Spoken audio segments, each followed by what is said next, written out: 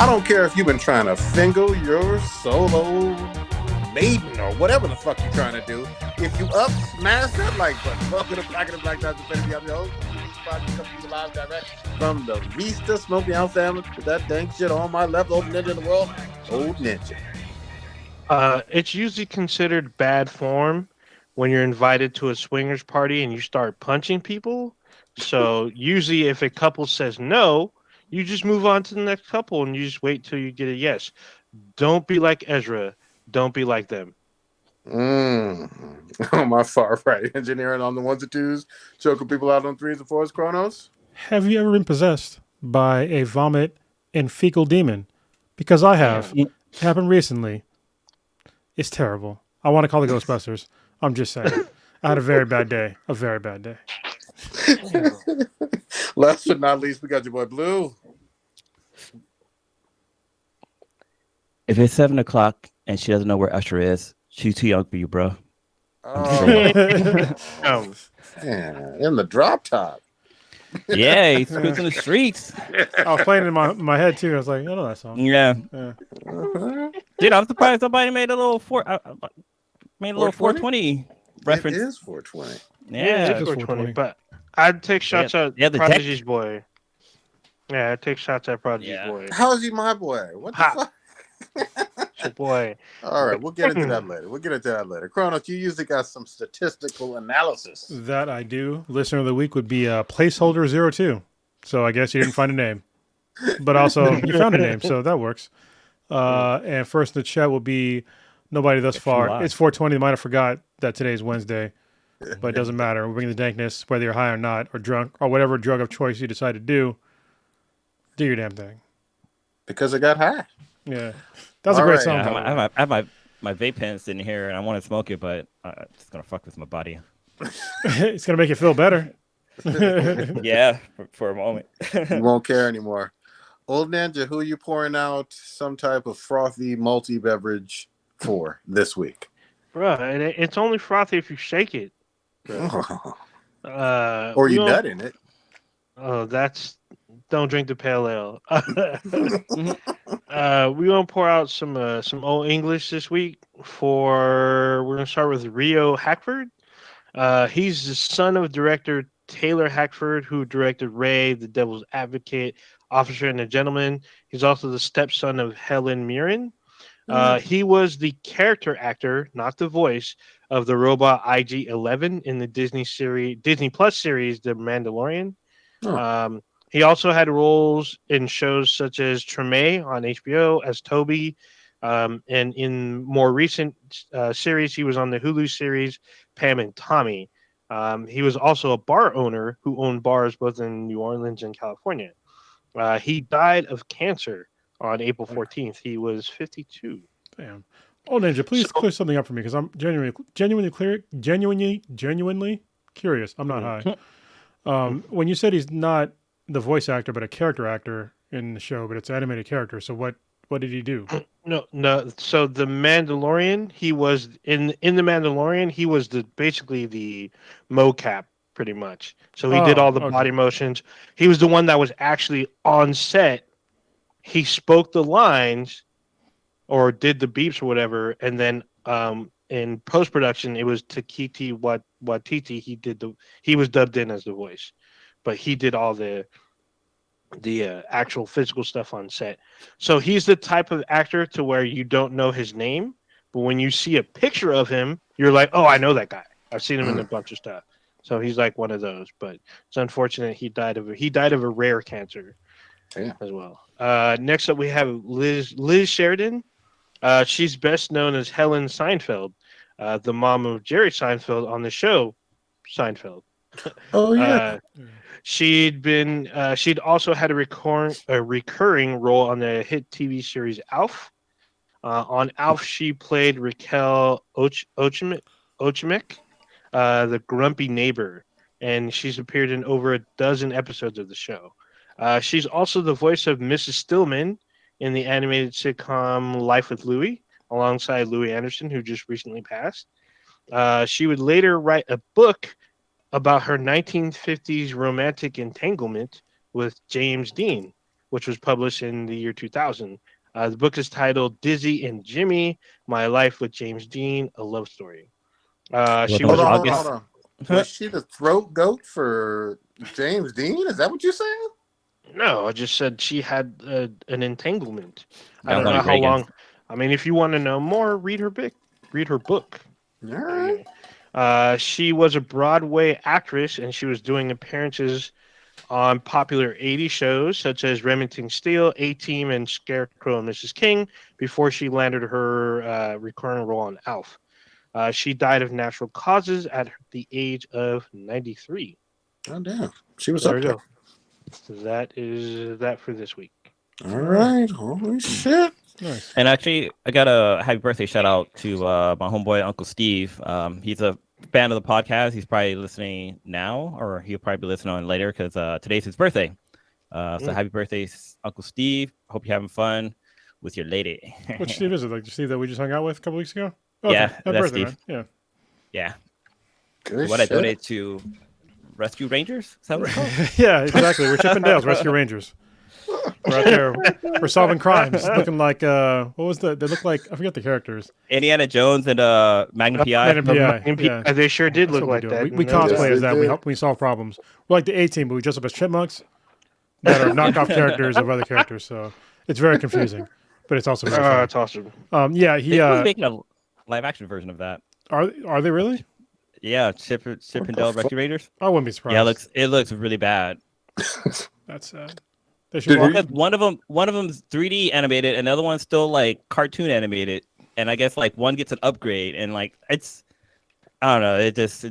I don't know where they're going with this. hey, All everybody- All I know is when we saw the stills from the Powerpuff Girls, they canceled that shit right away. Like they put out them stills and everybody started clowning. And they were like, "Nope, this ain't gonna work." Oh. Hopefully that didn't happen with because your. one of them It left. didn't That's get why. canceled.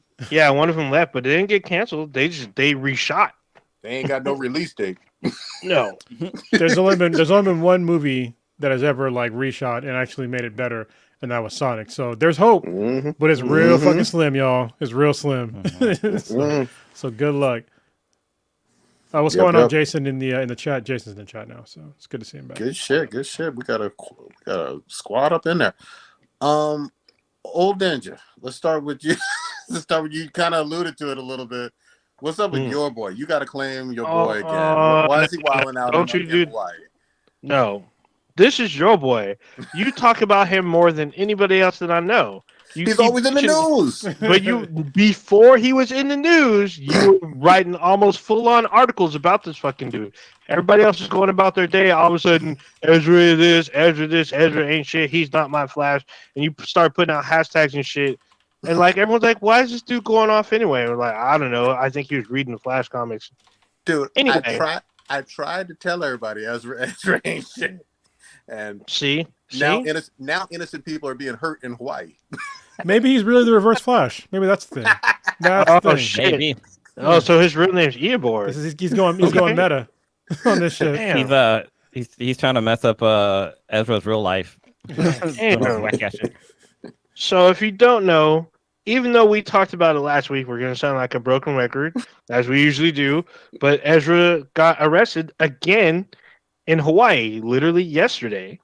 Apparently, the details at first were not released, but apparently he went to someone else's house or like some kind of party, and like the Kool-Aid man was busting through. Apparently, he grabbed some girl by the hair and punched her in the face. He did some other bullshit I wasn't quite clear on because it didn't make sense to me. Threw a stool at someone. Yeah, I Was think that a there? woman.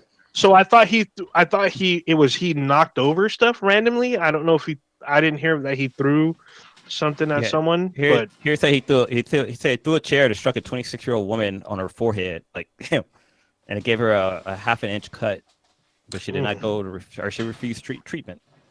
I want you to know really clearly, if pretty much anybody did this other than Ezra, and even Ezra is getting rightly so some heat for it, they'd be called this incredible thugged out, domestic terrorist almost because of these repeated incidents.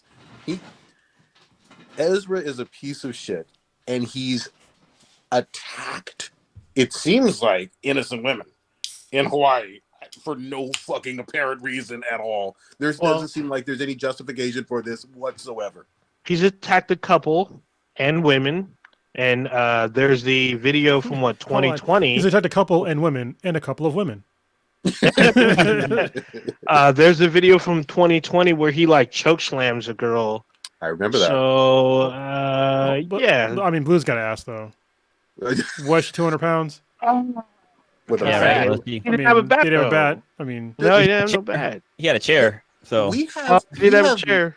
we have more documented evidence of him being a abuser wait. of women. Hold on. They being. Yeah, fine. No, actually, no. Fuck that. I'm not even using them. Fuck his pronouns. We have more documented evidence of Ezra abusing women than we do of Chris Brown. Damn. that's true though. fuck. Truth. Yeah, Come on now.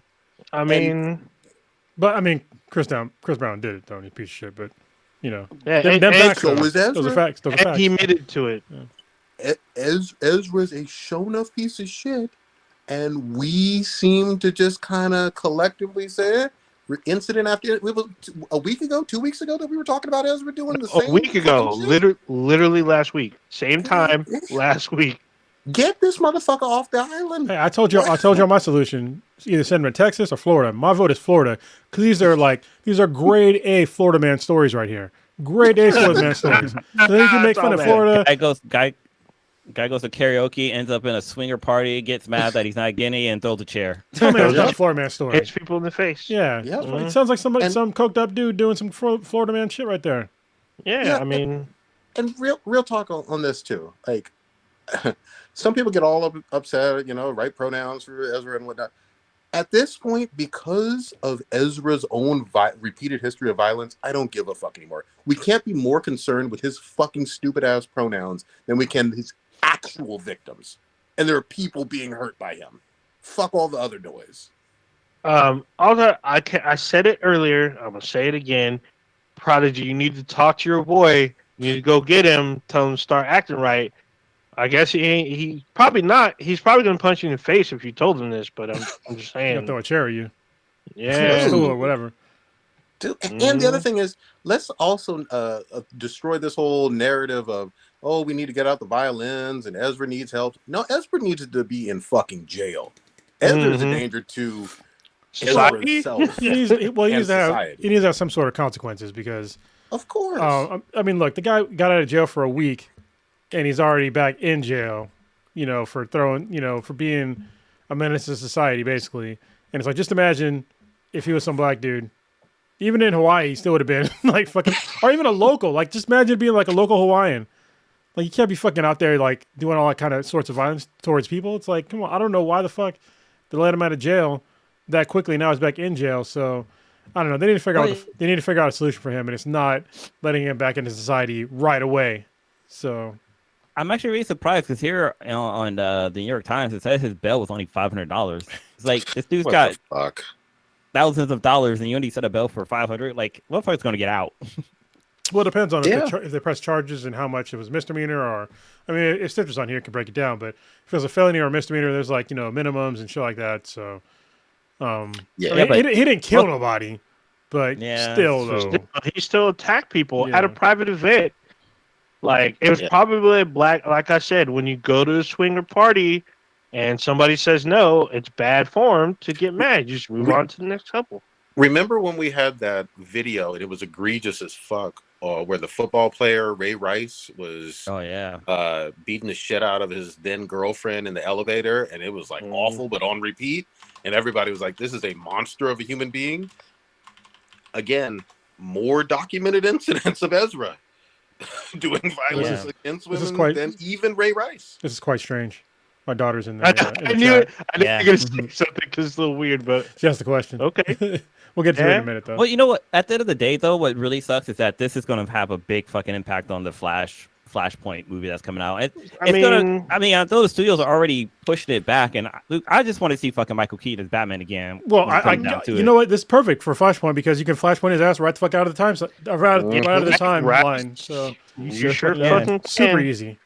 Write his ass out. Easy. Yeah. God damn. I mean, a Snyder cut came out of nowhere, so I'm not sure why we can have a Snyder Flashpoint cut version. We can have an Ezra cut where he's cut the fuck out of all the movies. Actually, who is directing the Flash? I mean, you can easily get it. Grant Gustin is already primed up. He knows the character. Y'all won't have to look far to recast. You won't have to do a whole bunch of shit. Just bring him up very easily. What? If I was Grant, though, I'd be like, look here. Y'all have had me play the Flash, Barry Allen, for 9 fucking years. You made this choice of Ezra, which was a shitty choice, obviously. Don't ask me to come fix it now. I'm fucking done. He has that right. He does, but I mean, it is what it is. I mean, that could potentially put his future in the TV show in jeopardy, but that opens him up to a bigger paycheck if he goes to the, theatrical releases. The Flash is wrapping up soon. I think this might be the final season, so I don't think so. Maybe it might be less. I feel like the Flash is kind of running on his last leg right now. Maybe it's been on for a minute. The show still good, but like, how many times can Flash fight against another speedster? Well, I mean, he's been fighting against more aliens recently. I haven't caught up, but the crossover beginning of this season was like a time traveling alien, so I think that worked out. Yeah. If they wrapped around Flashpoint into with the show and the movie, that'd be a perfect way to revitalize both. So they could easily do it. And they've pretty much done it already. It just hasn't. Yeah. It wasn't like it didn't completely reverberate because they went their separate ways, but they could totally do it again. Yeah. Yep. The other thing I'll say this. I mean, I think all of us. I'm hoping all of us have been to Hawaii. Man, when you're in Hawaii, you're chill as fuck usually, man. It's fucking paradise and shit. Usually you got a fucking Mai Tai, you drinking, you're on the beach and shit. This motherfucker starts wilding out like it's fucking, hell or, he's just, he can't control himself. And I don't give a fuck about him getting any help or whatever the fuck it is. He's a menace. Keep his ass away from society, And then the other thing I'll say is properly label him as an abusive piece of shit. You know what I mean? Like, this is a thugged out, violent person. Yeah. Label him as such. Because literally next week we may have the same kind of story going on. Like, how many times? Fuck it. I want to see a hero take him out. That's what I want to see. I want what I want to see. We need Grant Gustafson. Just fly out to Hawaii. Just be on duty. All right, just follow Ezra around. Just slap the fuck out of him when he gets out of line. Just saying, do the right thing, Flash. There can only be one. Just saying. Fucking Highlander Flash shit. God damn. Great. All right, Blue. I know you're not feeling 100%. We appreciate you always being on here. Goddammit. But I heard you finally saw Vengeance. Right? Yeah, man. Oh, you saw Bobby Sparkles? So the Batman dropped on HBO Max on Sunday night, Saturday. Was it Sunday night or Monday? It dropped on Monday. And man, I've been waiting for it because I knew it was gonna come out to HBO Max, and I didn't want to risk going to the theaters. And like everybody been saying, it was really good, so I was like, let me check it out for myself. And I have to say that movie was pretty goddamn good. Like, holy shit, I was really fucking surprised. But the one thing that really got me was the soundtrack, like the background music and the ambiance of the whole entire movie and Gotham itself. Like, man, like they fucking nailed it. I was like, damn, this is fucking cool. But what's really great about the movie, like the one thing I was like, damn, this is the Batman movie I've been looking for, was that we mainly saw Batman. We didn't get that much of Bruce Wayne or any of that. We saw the Batman and the Batman suit majority of that movie, and he was doing like cool detective shit and solving crime and punching people. It wasn't about like gadgets and like this and that. Like, I thought it was really, really good. And as sad as to say, Chris Patterson, he actually did a really good job as Batman. Bobby Sparkles. There you go. He said his name right.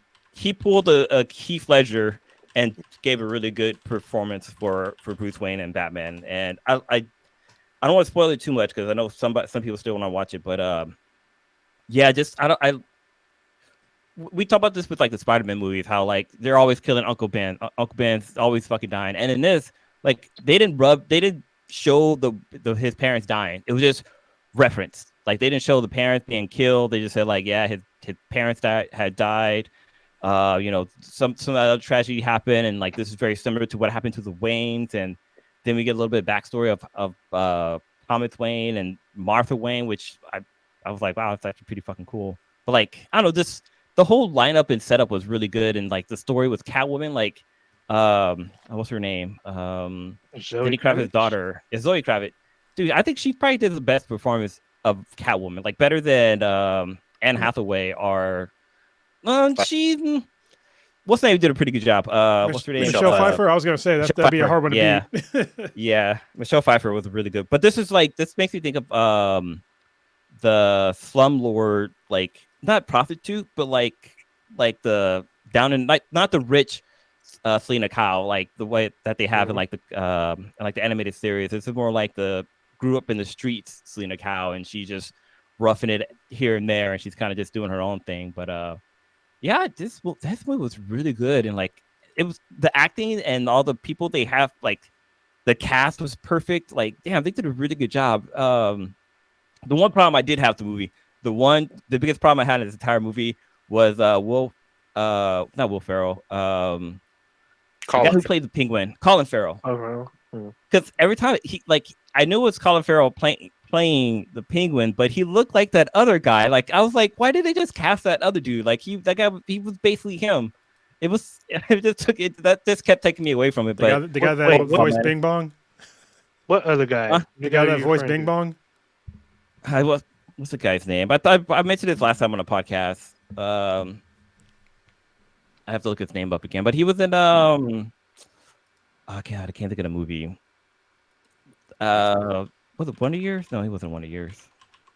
I showed it last week. I have to look it up again. But, wait, the dad from Wonder Years, the one that looks like Fred no, not the Flintstone? dad. No. Let me look it up real quick so I can share it.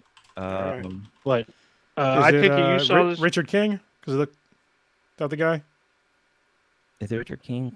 Sounds kind of goofy though. Yes, Richard King. Yeah, he's the voice of Bing Bong from Inside Out. There you go. Yeah. So yeah, he looks like he looks dead on Richard King, and it's like, why didn't they should just cast that dude? Because he was in Gotham. He played the mayor in Gotham too. So I mean, kind of made sense. Okay, I know what you're talking about. Yeah. But overall, man, this movie was really good. I don't want to say it's my favorite Batman movie, but it's up there. I really enjoyed this one too. We're trying to dance around spoilers here, and I get that, but one of the only misses that I felt was I didn't feel this Alfred at all, though. The connection with this Alfred just didn't quite hit for me. Probably Michael Caine is my favorite, from the Nolan trilogy. And then the only other thing, even though I love Zoe Kravitz, I think she actually did body Michelle Pfeiffer a little bit, even though I like Michelle as a close second. She felt like on screen she was maybe 4 feet 7 inches tall. And she's a small person. Yeah, but she she looked even smaller. So some of the things that she was doing, I was just like, whoa, you're really, really, really, really tiny. But other than that, and every now and again, I was like, Well, it's probably because you have the preference of, same with me, of like the the pretty yoked Catwoman from the comics, where she's like pretty tall and like very yoked and physically capable. Yeah, I mean, you're right. And even in some of the cartoons and whatnot, I've seen a very athletic Catwoman. It's called for it in certain scenes, but physically, no fault to Zoe Kravitz at all, but physically there were things that were completely impossible that kind of took me out of it without giving too much away.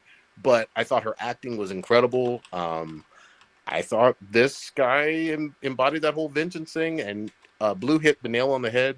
This is a true detective story, and you can't forget about Riddler being reinvented. I love this fucking Riddler, and I didn't give a shit about that character prior. Yeah, I guess that would. I'm looking up the height of Robert Pattinson and Zoe Kravitz. Yeah, I guess it would look weird on screen because he's 6'1" and she's like 5'2". Yeah. So that's And like you almost a see it. foot. Hold on. Yeah. Hold on. Yeah.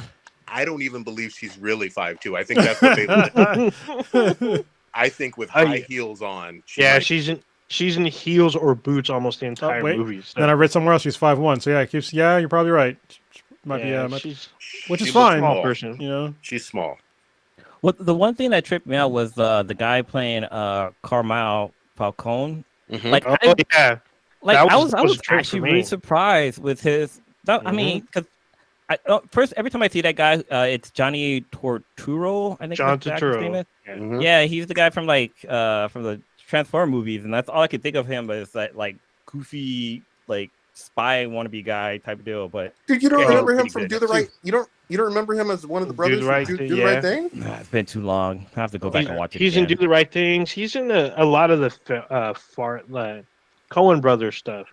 Yeah. He does a lot of that kind of stuff. Oh, brother, where art thou? Yeah, there's It's a great that, movie, and what was it? He's in The Big Lebowski. I mean, Yeah, that's right. that shit was pretty awesome. But yeah, I was surprised that he was in it because he was pretty cold blooded in this shit. I have a question for the two of you because I've seen it as well. Do you feel as if this is the closest to an R-rated Batman we're gonna get? Well, I'll let Blue go first. I don't think so. Just because Batman doesn't really kill, so there's not going to be. He doesn't, but his villains do. But yeah, we saw freaking the Joker push a pencil through somebody's head in the Nolan one. So I don't know. I think I'm not sure Batman needs an R rating. Yeah. So here's my take, though. I feel like this was almost an R. I think there was a couple of scenes that got a little bit cut out. I'm thinking of one specifically with the Riddler where the camera focus probably takes it from an R to a PG-13. However, the Batman versus Superman Ultimate Edition was an R, and then Zack Snyder Justice League one was an R as well. And so I feel like we've gotten, with the absence of a whole like horror show amount of blood, we've gotten R-rated Batman kind of roundabout a couple of times. Yeah, I was gonna say because those are ensemble films with the Zack Snyder stuff. This is solo Batman with his Rogues Gallery, with them doing some pretty like graphic novel type shit where they push the boundaries. I feel like with literally two edits where they blurred it out, it would be an R-rated film. Agreed. Easily. Agreed. And the other thing is, real quick, this one you could tell they're doing the opposite. They're not trying to sell fucking toys and shit like directly. This is something where if you take your 5 or 6 year old, it not only is it long, but it's dark, and there's gonna be times when they may want to fucking close their eyes. Yeah. Good, because hashtag fuck them kids. I'm just saying. Hence why I was saying this is pretty close to R-rated film because like it skates the line pretty close a few times. Yep. So I love a lot of the Easter eggs they actually had in this. Like there's a scene with when he drives the Batmobile for the first time, or the fucking Bat muscle. That was not a fucking Batmobile. That was a fucking beast. But if you listen to the soundtrack, it starts to play the Batman the Animated Series music, and I'm like, wait, hold up. This is what's so great about watching it at home. I was able to rewind it. So if I saw this in the theater, I'd be like, oh shit, what was that? Okay, that sounded like a Batman movie, but no, maybe not. I sat there, rewound it, and I was like, oh shit, that's it. Like it's sampled from it, but it's not like the complete intro to the Batman the Animated Series. Like it's like the ting and tang are there. Yeah. But like if you know that series, you're like, hold up, that's the Batman animated series. But like there's other little things that's really cool. So and you can actually, I was gonna say you can actually hear numerous. There's actually the Burton theme is in there too, just a little bit. Just like you said, they tease you with it, then they pull it back, and they give you like their own original thing. There's a lot of Nirvana in this. Oh yeah. Well, one other quick thing too, like once I saw Birds of Prey, I shit all over it because it was the worst depiction of Batman I've ever fucking not Batman. I'm all Batman, ain't it? Of Gotham. This was the polar opposite. This is the absolute best Gotham I've ever seen. Gotham is a goddamn character. It's it's basically New York on nightmare mode. Or Chicago, or Chi-Town. Or a little bit of Chicago, fine. But it's big American city, nightmare mode. You're afraid to go out in the dark or on the subways or in the Narrows or whatever. It feels alive. The city feels like it's dangerous as fuck, and you don't know what the fuck is going to happen in the shadows around the next corner. I love the way Reeves made the city feel alive. Yeah, I did too. That was chat. B-Boy Frost had said that the fact that it referenced at least 5 different Batman stories from comics was dope to him. Mm-hmm. And then Clay said, I like how Bruce Wayne put all of his job points into being Batman and 0 into being Bruce Wayne persona, which I agree. Like, I like the whole fact that he was Batman the whole time. You got a min-max. Yeah, I mean, he almost maxed out because, like, literally Bruce Wayne's in, like, maybe 2 scenes. Yeah. He's Batman almost the whole fucking time. And it was like, if he was Bruce Wayne in, like, some ancillary scene, like, he's not talking. He's, like, changing. Like, literally changing outfits. And here's the other thing, too. You rarely see this. Batman fucks up multiple times. Yeah, he does. And there's a reason, because they pound it into your fucking face numerous times that it's his second year doing this. So he's not seasoned. He's not. And they want to make sure you going in before shit pops off that he's been around for a short period of time. The streets know him, but they're not necessarily completely afraid, because when they see him, like I said a few weeks ago, they're like, this is the guy we're supposed to be afraid of. It's like he's building on his legend. And when he does certain things, he fucks up. Other times he completely owns it. So and Gotham PD is still getting used to him. Mm-hmm. Well, let's be honest though. Even like a older Batman, a seasoned Batman, fucks up a lot too. People pretend that like Batman, even with prep time, like wins all the time. Blah blah. He does, but does he? Because how many times has he like not killed somebody, or throw him in some shitty ass jail that they get out of, and that they go off on some crazy killing spree? So let's like recognize that Batman, through his non-violence, causes a lot of violence, with other people instead of just like finishing the job. So, and then he also creates more villains too. So yes. That's kind of a thing as well. Good movie all the way around. Oh, yeah, and then like was it after credit scene where we got to see the Riddler talking to a cellmate, and that's a little too spoilery. Nah, he just talked to a cellmate. That's all I'm gonna say. Okay, all right. The cellmate kind of does give him his catchphrase, which I think was kind of cool. Oh yeah, he does. Yeah. I caught that. But so right on. But yeah, I really enjoyed it. It's just overall. I wouldn't say for rating. I'm gonna give it a 9.5. Not perfect 10, because whenever he would walk as Batman, he always walked slow, and like that's when like you can hear his footsteps, and that was like kind of cheesy for me. Really, for me, that was telling. For me, those footsteps was telling the street thugs that something's coming. Now that you see me, this ass whooping's coming, and they're just like, "Are we supposed to be afraid of it? Are you?" And they kind of smirk or kind of like giggle. Then they get their asses handed to them. So I think that was some pretty good direction by Reeves, in my opinion. There you go. Good shit. All right. So we have there was a question that got asked in like the very beginning of the podcast, and it's something I don't think is on the list. I didn't see it, at least. I would just skim through the list. No, but it's not. The Amber Heard Johnny Depp thing. Jesus. Have y'all paid attention to that defamation? A little bit. Set it up, Kronos. Holy Jesus! I'm just saying, we've been talking about this probably for years about how Amber Heard's a piece of shit. Okay, because of what she did to Johnny Depp's career, and how he likely didn't do very much wrong, if anything at all, in their relationship. And now everything's kind of like all their dirty laundry is getting aired to the public in this defamation trial. And man, it is looking terrible for her. Before you go on, I don't know if Prodigy knows this, but she did what you've been waiting for. She shat on his carpet. Shut the fuck up. She shat on his bed. What are you talking about? In his bed. Well, I mean, Was she wearing? She high shat heels? in his bed. Yeah, I mean, don't know. she's terrible. She's terrible. Yeah. She's terrible. She's Awful probably person. naked, but she shat. She basically shat. I mean, your bed, carpet, whatever. But she still shat. Just to, Yeah, and there's I don't know if she'd do it at him, but there's recordings. There's first-hand testimonies from bodyguards and stuff, and it's just like the recordings are pretty damning of like her basically trying to justify, her throwing things at him and him trying to get away, and like I guess he like lost part of his finger because she threw like a glass at him or something like that, and it's just like she severed part of it. Have you seen the picture where his part of his finger is like severed? Oh my god! Yeah, holy shit, it's terrible looking. And so this chick who pretty much destroyed his career, she's still getting work.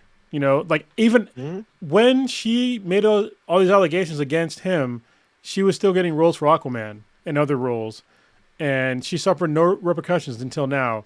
And even now, I don't know if she'll have any repercussions at all. But yeah, it's pretty messed up that she got to go out there and just like put him on blast. And there's recordings of like everything that she did, or like saying, "Oh, well, I was on Ambien, I don't remember," blah blah blah. And it's like, bruh. Not only was she in Aquaman, that movie made $1 billion. She was in Zack Snyder Justice League. She's in Aquaman too. That's finished filming. She's in the sequel. Yeah. So she's a bona fide comic book star. Basically, she's not the main star, but she's like the co-lead. And then the other thing I want to really quickly say. Don't forget, there were millions of people. Everybody's a little quiet now, but there were millions of people that believed her bullshit and automatically assumed that Johnny Depp was a piece of shit, an abuser, and all this other stuff simply because she was a woman and making those allegations. Remember, this was during the height of Me Too that this was going on, and everybody was just like, well, he must be an abuser like Weinstein or whatever. No. Johnny Depp didn't do none of that shit, and he's had a whole bunch of Hollywood celebrities, relationships and marriages and all that other stuff. But we've never heard any type of drama in terms of abusiveness from Johnny Depp, and people owe him an apology. Justice for Johnny. I don't know I don't know which station. I think this is on Apple TV, but she's on Paramount Plus, The Stand. Stephen King's The Stand. Amber Heard's in that. She's in at least 7 episodes. Yeah. So, and that's a pretty high-profile series. So, dude, she should feel all the repercussions. And I don't have any sympathy for her. She belongs in jail. Either abusers are pieces of shit that we are against, or not. You know what I mean? Like, yeah, it sucks. And the fact that the public won't get behind this as much as they would. If it was Johnny or someone else, then people are full of shit. Yeah, of course. You should have been known that. But I think it sucks because, like, Fantastic Beasts, the whole Dumbledore, I don't know the full tag, but Johnny Depp was supposed to be in that, and he lost the role because of this whole scandal. I mean, don't get me wrong. I love Mads Mikkelsen. He's a great actor. But Johnny Depp, he's in 2 of those films. The third one he's not in because of this situation. Even though he got paid, he still got fired. Does Mads play his character? Yeah, Mads plays his character. He took over. Yeah. He kind of begrudgingly did it. I guess him and Johnny talked because he kind of didn't want to do it without his blessing, but he took it on anyway. He wanted to do the best he could in his honor, but still he lost out in that role. Disney still paid him. They still paid Johnny Depp. Even though he got fired. Hold on. I thought Harry Potter's under Warner, right? Was it Warner? I thought it was Warner. It's definitely it's not Disney. Warner. Okay. Well, Johnny Depp got paid regardless, but he got fired from the film. So they paid, and they paid his full salary. He didn't get a percentage. He got the full thing. Well, that's not his full salary then. If he didn't get a percentage, I mean, honestly, like if you get a percentage of a movie, that could eclipse your fucking salary. No. Like a percent. I'm sorry. He didn't get a percentage of what he would have made, not the percentage from box office gross. I don't think he got the percentages of the box office growth though, which is normal. Which is normal for if you lead a role in a movie, like if you're the actual one of the stars. And if you're a Yeah. producer, I don't know if he has producing credits, but Yeah, dude. Poor guy, man. Poor guy. Fuck. So we'll see. And the other thing, it doesn't. I haven't heard any real buzz about the Dumbledore one at all. It doesn't seem like people give a shit. It kind of flopped. That's what I heard. So it didn't get very good reviews, but I mean the last 2 or 3 have been pretty good. So yeah. But also I think there's pushback because they finally come out that Dumbledore is gay, but everybody knew that shit anyway. So they should kind of like Was Dumbledore the old wizard, the Gandalf looking dude? Yeah. So I don't know, Curtis. There was pushback. Y'all remember The Last of Us Part 2? Mm-hmm. And there was huge pushback about Ellie being gay. And apparently, even though people say they love the series, it was very, very, very apparent that she was gay if you played the DLC from the first game. Yes. And people freaked out in Part 2, saying that basically that she shouldn't be gay. She was never gay. When did this happen? And they were just review bombing, talking a bunch of shit about Neil Druckmann that he couldn't write and all this stuff. But then Last of Us Part 2 wins Game of the Year. Neil Druckmann wins a shit ton of awards. So sometimes people don't pay attention when it comes to stuff like, Dumbledore being gay or whatnot. So maybe not. Yeah. It's hilarious to me when like these incel dudes come out against like these female gay, characters as if like they're not jacking off to like lesbian porn. Like, right? You're not fooling anybody here. Like, what are you talking about? The same thing with not the same thing, but a similar situation with Hunger Games. The character Rue being black, and all these racist kids came out, were talking so much trash, and the author of the book posted the passage of the book in Hunger Games that clearly states that this little girl is like of dark skin, of like dark brown skin. And so like all these kids were still freaking out. Like some people were saying they're crying when they saw the film. They didn't believe that she was black. I was like, are you kidding me? I'll tell you what messed me up. Like honestly, what messed me up the most from like,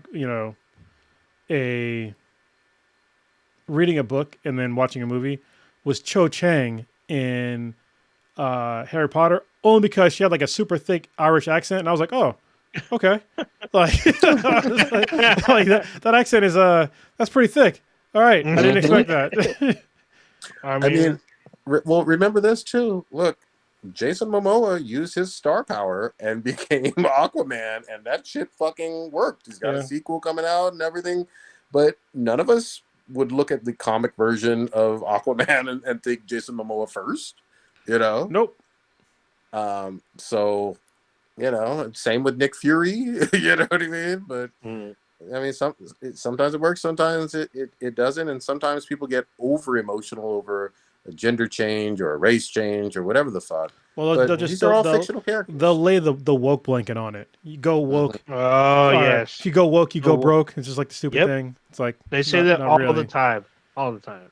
Yeah, and it's just like it doesn't really happen. What they're trying to do is just capture a larger audience, which is fine, because there's more than white people that exist on the planet. There's actually white people are kind of like they're not the majority on the planet.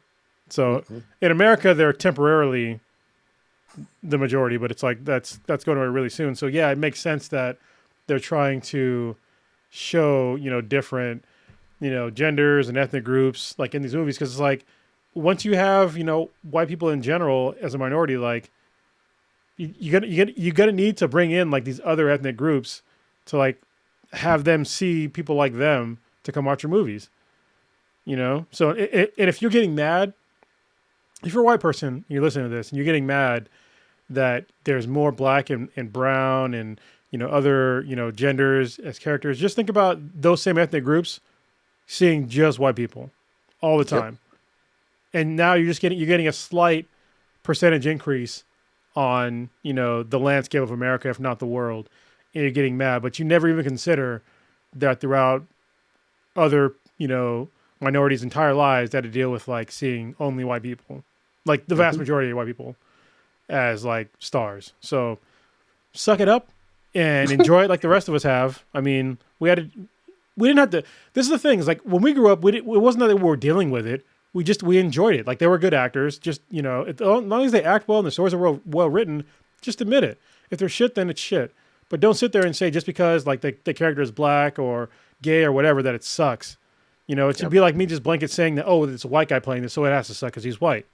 It's just that's ridiculous as well. So just as long as it's well written, just give it a fucking chance. My biggest example, and I've used this a million times, Lord of the Rings is one of my favorite franchises of all time. That was a super white franchise. And I still like Peter Jackson, and it worked really, really well on just a human fucking level.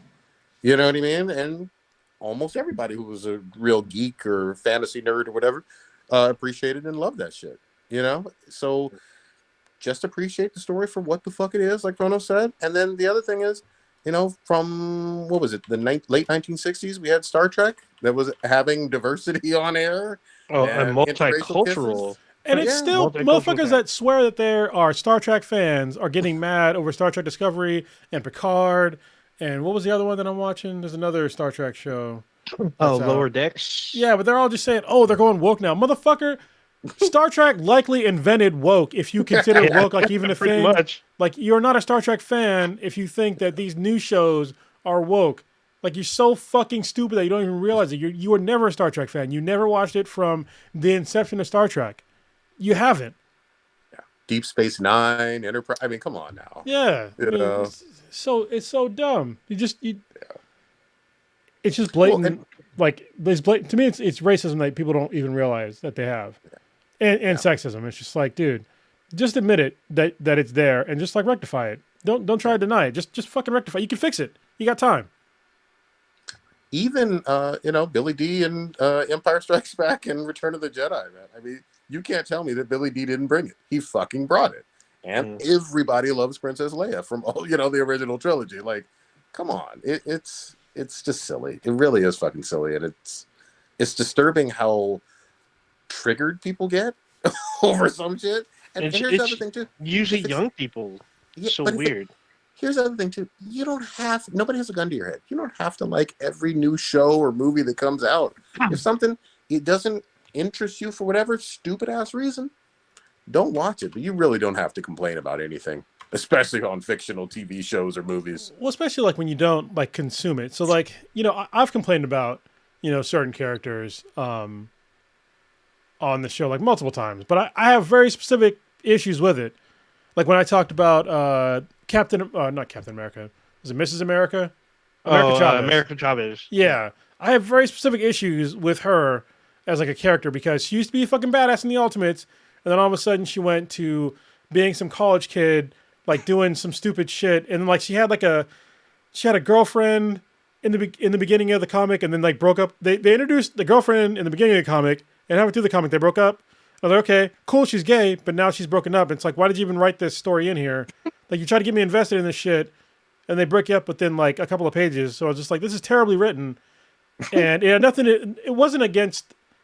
I wasn't against like the character being gay, but it's like they're gonna be gay, and you're gonna have like a relationship. Can you like have the reader invested in it, like a little bit, and like make the character like not one dimensional? She was literally fighting. I think it was literally white privilege or the patriarchy. It was like one or the other, and I was just like, you can't make it that fucking obvious. Like, how do you punch that? Like, yeah, it was just terrible. Like, yeah, and like so now, speaking of this woke bullshit, since I guess we're on this topic now, we'll go into Thor: Love and Thunder. So here we go. The trailer dropped, and I'm watching the trailer. It's a pretty good trailer, actually. I liked it. I'm liking the direction they're going with it. And at the end, Jane Foster is shown as Thor, and I was like, I can guarantee you, incels are going to come out up in arms with Jane Foster. Sure enough, incels came out up in arms over Jane Foster, talking about how she's a terrible character. She's not off for Thor. It's a terrible comic. It's a terrible comic run. You didn't read the fucking comics. I can already tell because it wasn't a terrible comic run and it didn't have bad numbers. So the comic book was actually really unique with the Thor character because she had like some unique Thor issues with becoming Thor that actually, the comic came out for a while, so I'll just fucking spoil it for you. Jane Foster has cancer, okay? And so she ends up becoming Thor. And when she becomes Thor, she becomes like the actual, goddess, Thor. But then when she goes back to being a human, she ends up back to the state to when she first picked up the hammer. But in between those times, she's trying not to die from fucking cancer. So she's going through chemotherapy so she doesn't die. But then something will happen in the universe, and she's got to pick up the hammer again, and she's got to go save the universe, and she comes back to like dying again, and she's trying to get fixed by both like earthly means and magical means. But every time she picks up the hammer, she gets set back to zero with cancer. So I thought that was like a really cool take on Thor, because there was like consequences to like actually picking up the fucking hammer. But these incels don't want to like really recognize that it was cool. And also, she's not even really, she's sort of Thor now, but she's really Valkyrie. So she has like a totally cool like new weapon thing now that she can use. But they just see Lady Thor. At the same time, they don't complain about Beta Ray Bill or the other hundreds of other fucking Thors that are out there. But they just happen to be dudes. Yeah. I mean, I'll say this. I did read that comic. I've been really vocal. It just wasn't for me. And I'll start with the fact that I'm not a big Odinson Thor fan. Yeah. Like, it's just, I'm not the biggest Thor guy in the world. I didn't completely shit on it. It wasn't the worst comic run I've ever read or anything close to that. It was okay. I did have a bit of a problem, again, with the whole naming thing, in terms of Odin's son Thor no longer being known as Thor. It just irked me from a nomenclature standpoint. But putting all of that aside, trailer looks okay in terms of Love and Thunder. We'll see what it is. I will say this, and I've been really clear on this, so I'm repeating what I said back in 2018, 2019. To me, the very best fucking Thor, and I think to a lot of people, was Ragnarok. That did not have Jane Foster, Natalie Portman in it at all. I didn't really miss her. Like, I thought the Ragnarok was vastly superior to the first two Thor movies. And so I was like, okay, she's back, but it wasn't something I was clamoring for. I thought that Thor Ragnarok proved that just him on his own, it was pretty badass. Well, I just hope that it can progress or at least expand the MCU, because there are definitely like other things that the MCU can do, and you can't just keep with the same core characters with the original MCU. Like you have to expand, because some of them are retired. Yeah, and I don't see Thor retiring anytime soon. I see there could be a really cool storyline with Jane Foster as Thor, but I don't think they're going to go the comic book route. I think that this Jane Foster Thor is probably like an MCU only thing, because in the comics, like Thor becomes unworthy, and that clearly is not happening in the MCU. So, and he loses an arm. There's like a whole thing, and they're not doing that in this one. So, yeah. Oh, one other quick. I'm sorry. One sec. I do love Thor Odin's son with the Guardians. I thought that fucking rocked in Infinity War. That was some of my favorite shit with him and Rocket and Peter and all of that. So to see that again had me the most hype, because I was like, oh, Peter Quill's just going to be a fucking asshole to Thor and whatnot. So I like that aspect of things. I'm curious about that. And I'd love to even see Thor in Guardians 3. Okay. Yeah, pretty much everything. Well, except for what kind of Prodigy said. I don't see an issue with Jane coming back.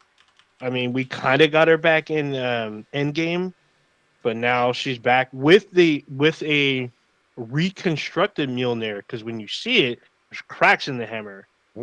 And we'll see if she has cancer. I mean, they may wove it in, maybe not.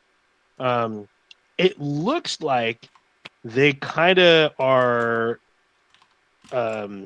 leaving out like more. I feel like there's more characters in this movie, and people have been pointing out, like, look, there's certain shots where it looks like there's people missing. They're missing Gore, that's for sure. Yeah, so we might see him. We might see Adam Warlock.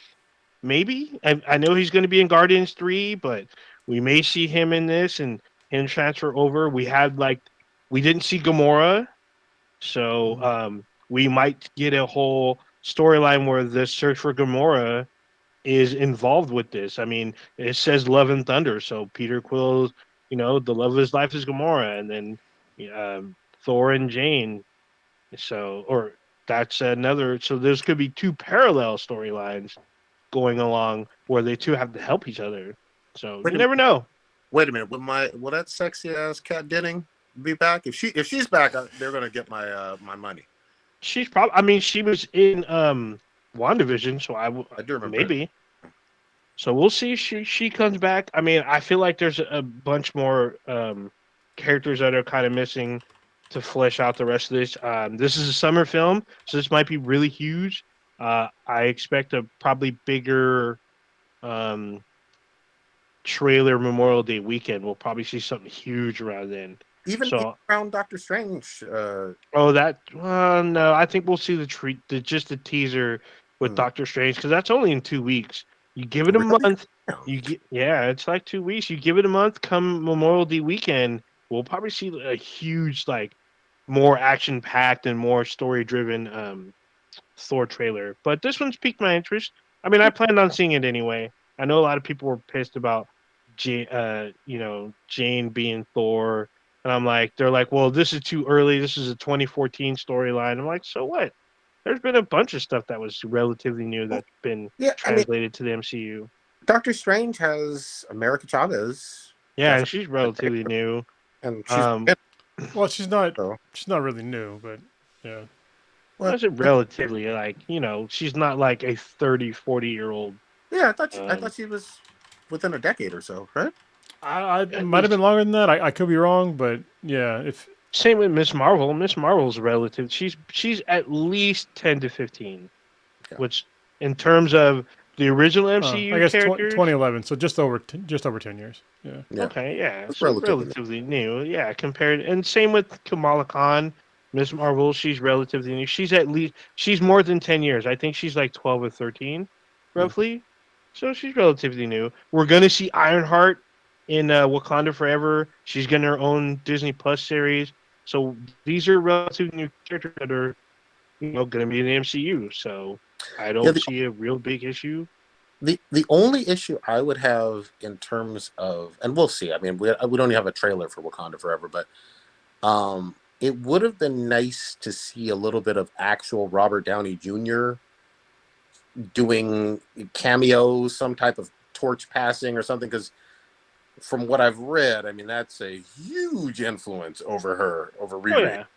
I mean, the same with Miss Marvel. I mean, we're going to see Carol Danvers in the series. We might, but I doubt it. But I mean, in terms of if Robert Downey Jr. truly is, who knows if it's true or not, if he's truly done, then that would be a little weird in terms of her being so inspired by Tony. And if you don't see Tony, doing anything. So, but who knows? We'll who see. knows how they'll write it? I wouldn't be surprised if it's like a little secret thing they've kept on the low, and he shows up when she was really young and she got to meet him before he died. And that would be a real big gotcha kind of moment in the film, I think.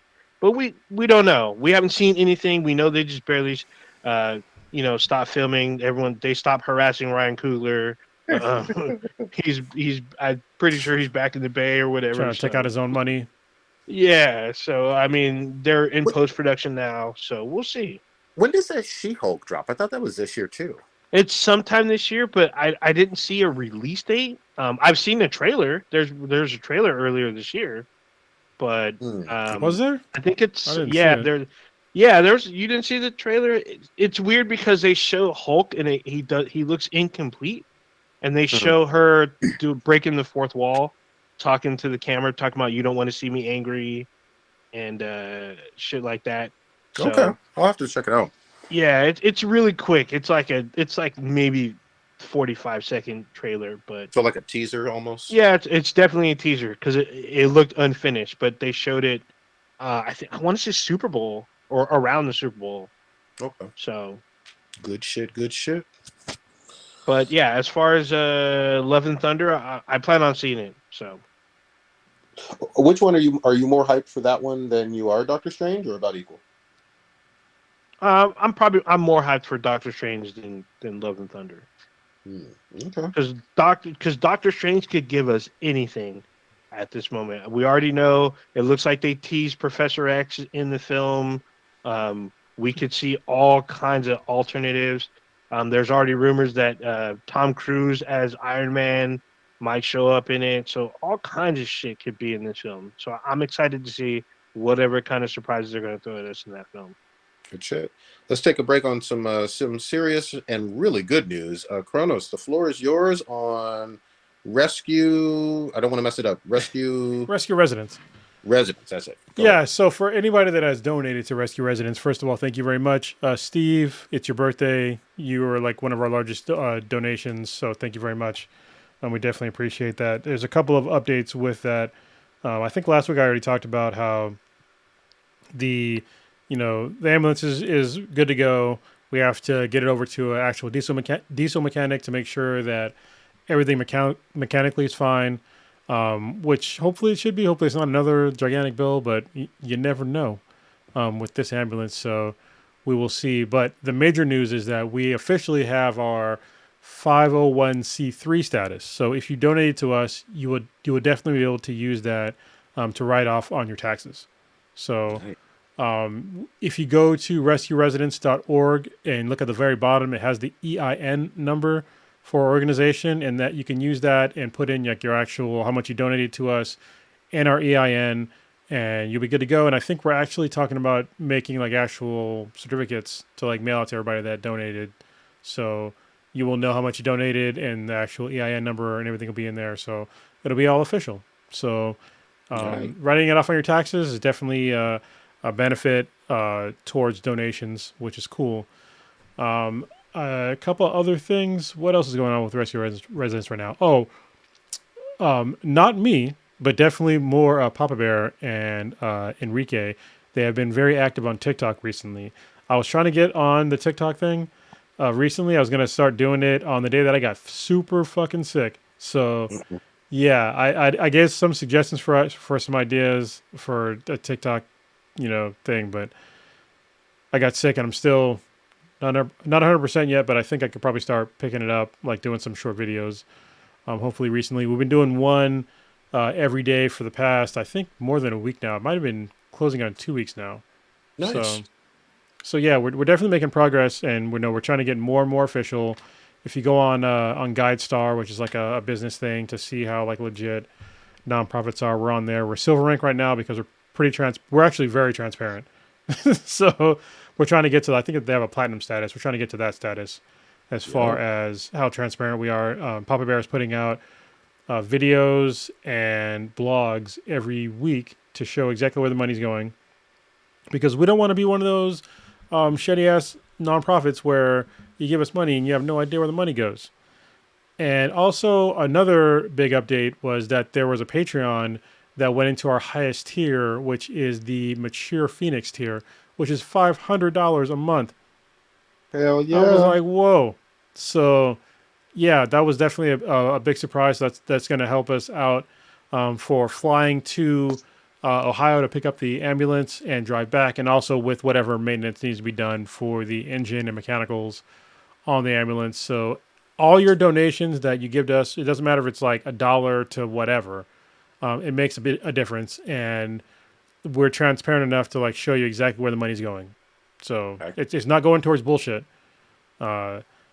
It's going towards actually helping someone. This first vehicle is going to be the demo vehicle, but after that, all the other donations are going towards helping somebody out directly. And the reason why the first like round of donations are going towards the demo vehicle is because we need to work some of the kinks out and show like what we can do to like make an RV out of an ambulance. So our plan is to take this former ambulance new RV to like car shows, hopefully SEMA, stuff like that. And like, and also places that do homeless outreach programs, and like show like this is what we're trying to do for veterans that are experiencing homelessness. And we're trying to, build something like this for them to help them out of the situation. So yeah, it's been pretty great so far, and we're just constantly making strides to towards getting everything up and running.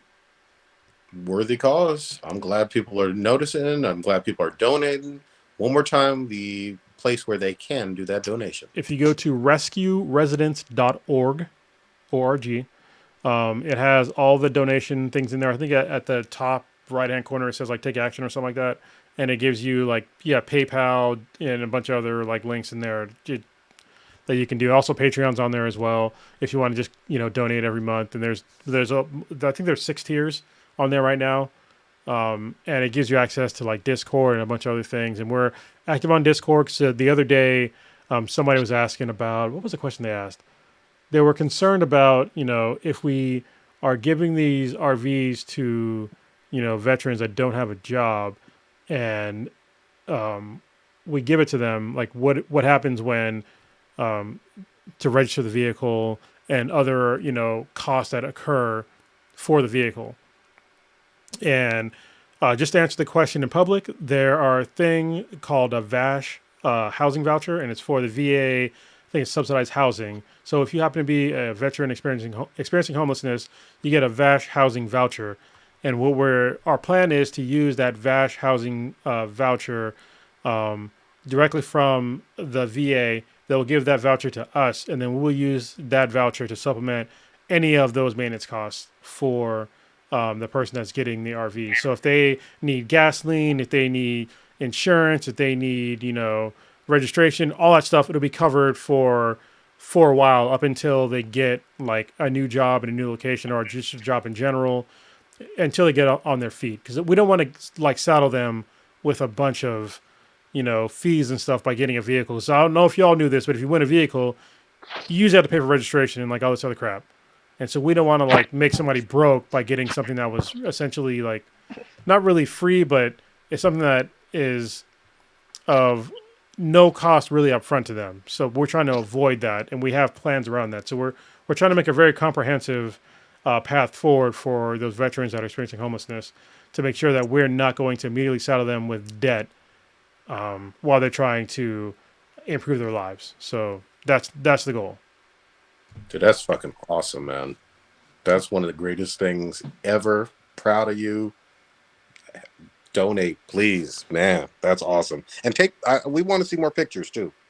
Yeah, we definitely have a bunch of like pictures and videos. Right, it's not a whole lot right now because Matt from Pre-Recorded Live, he actually has the vehicle, so it's at his dad's farm, and he has a picture of like him holding up a sign like saying we have like $2,000 to go to get it back to California. And he's been like helping us out immensely with, first of all, coordinating, picking up the ambulance, getting it over to the first round of maintenances. He picked it up recently, and he's going to help us get it over to diesel mechanics. So he's been calling a bunch of diesel mechanics because I guess the first one fell through, and he's been like working with us to like get a solid diesel mechanic to like look at this vehicle. And he actually found one that's perfect. So he's a veteran, and he works on diesel vehicles, and he works on doing RV conversions.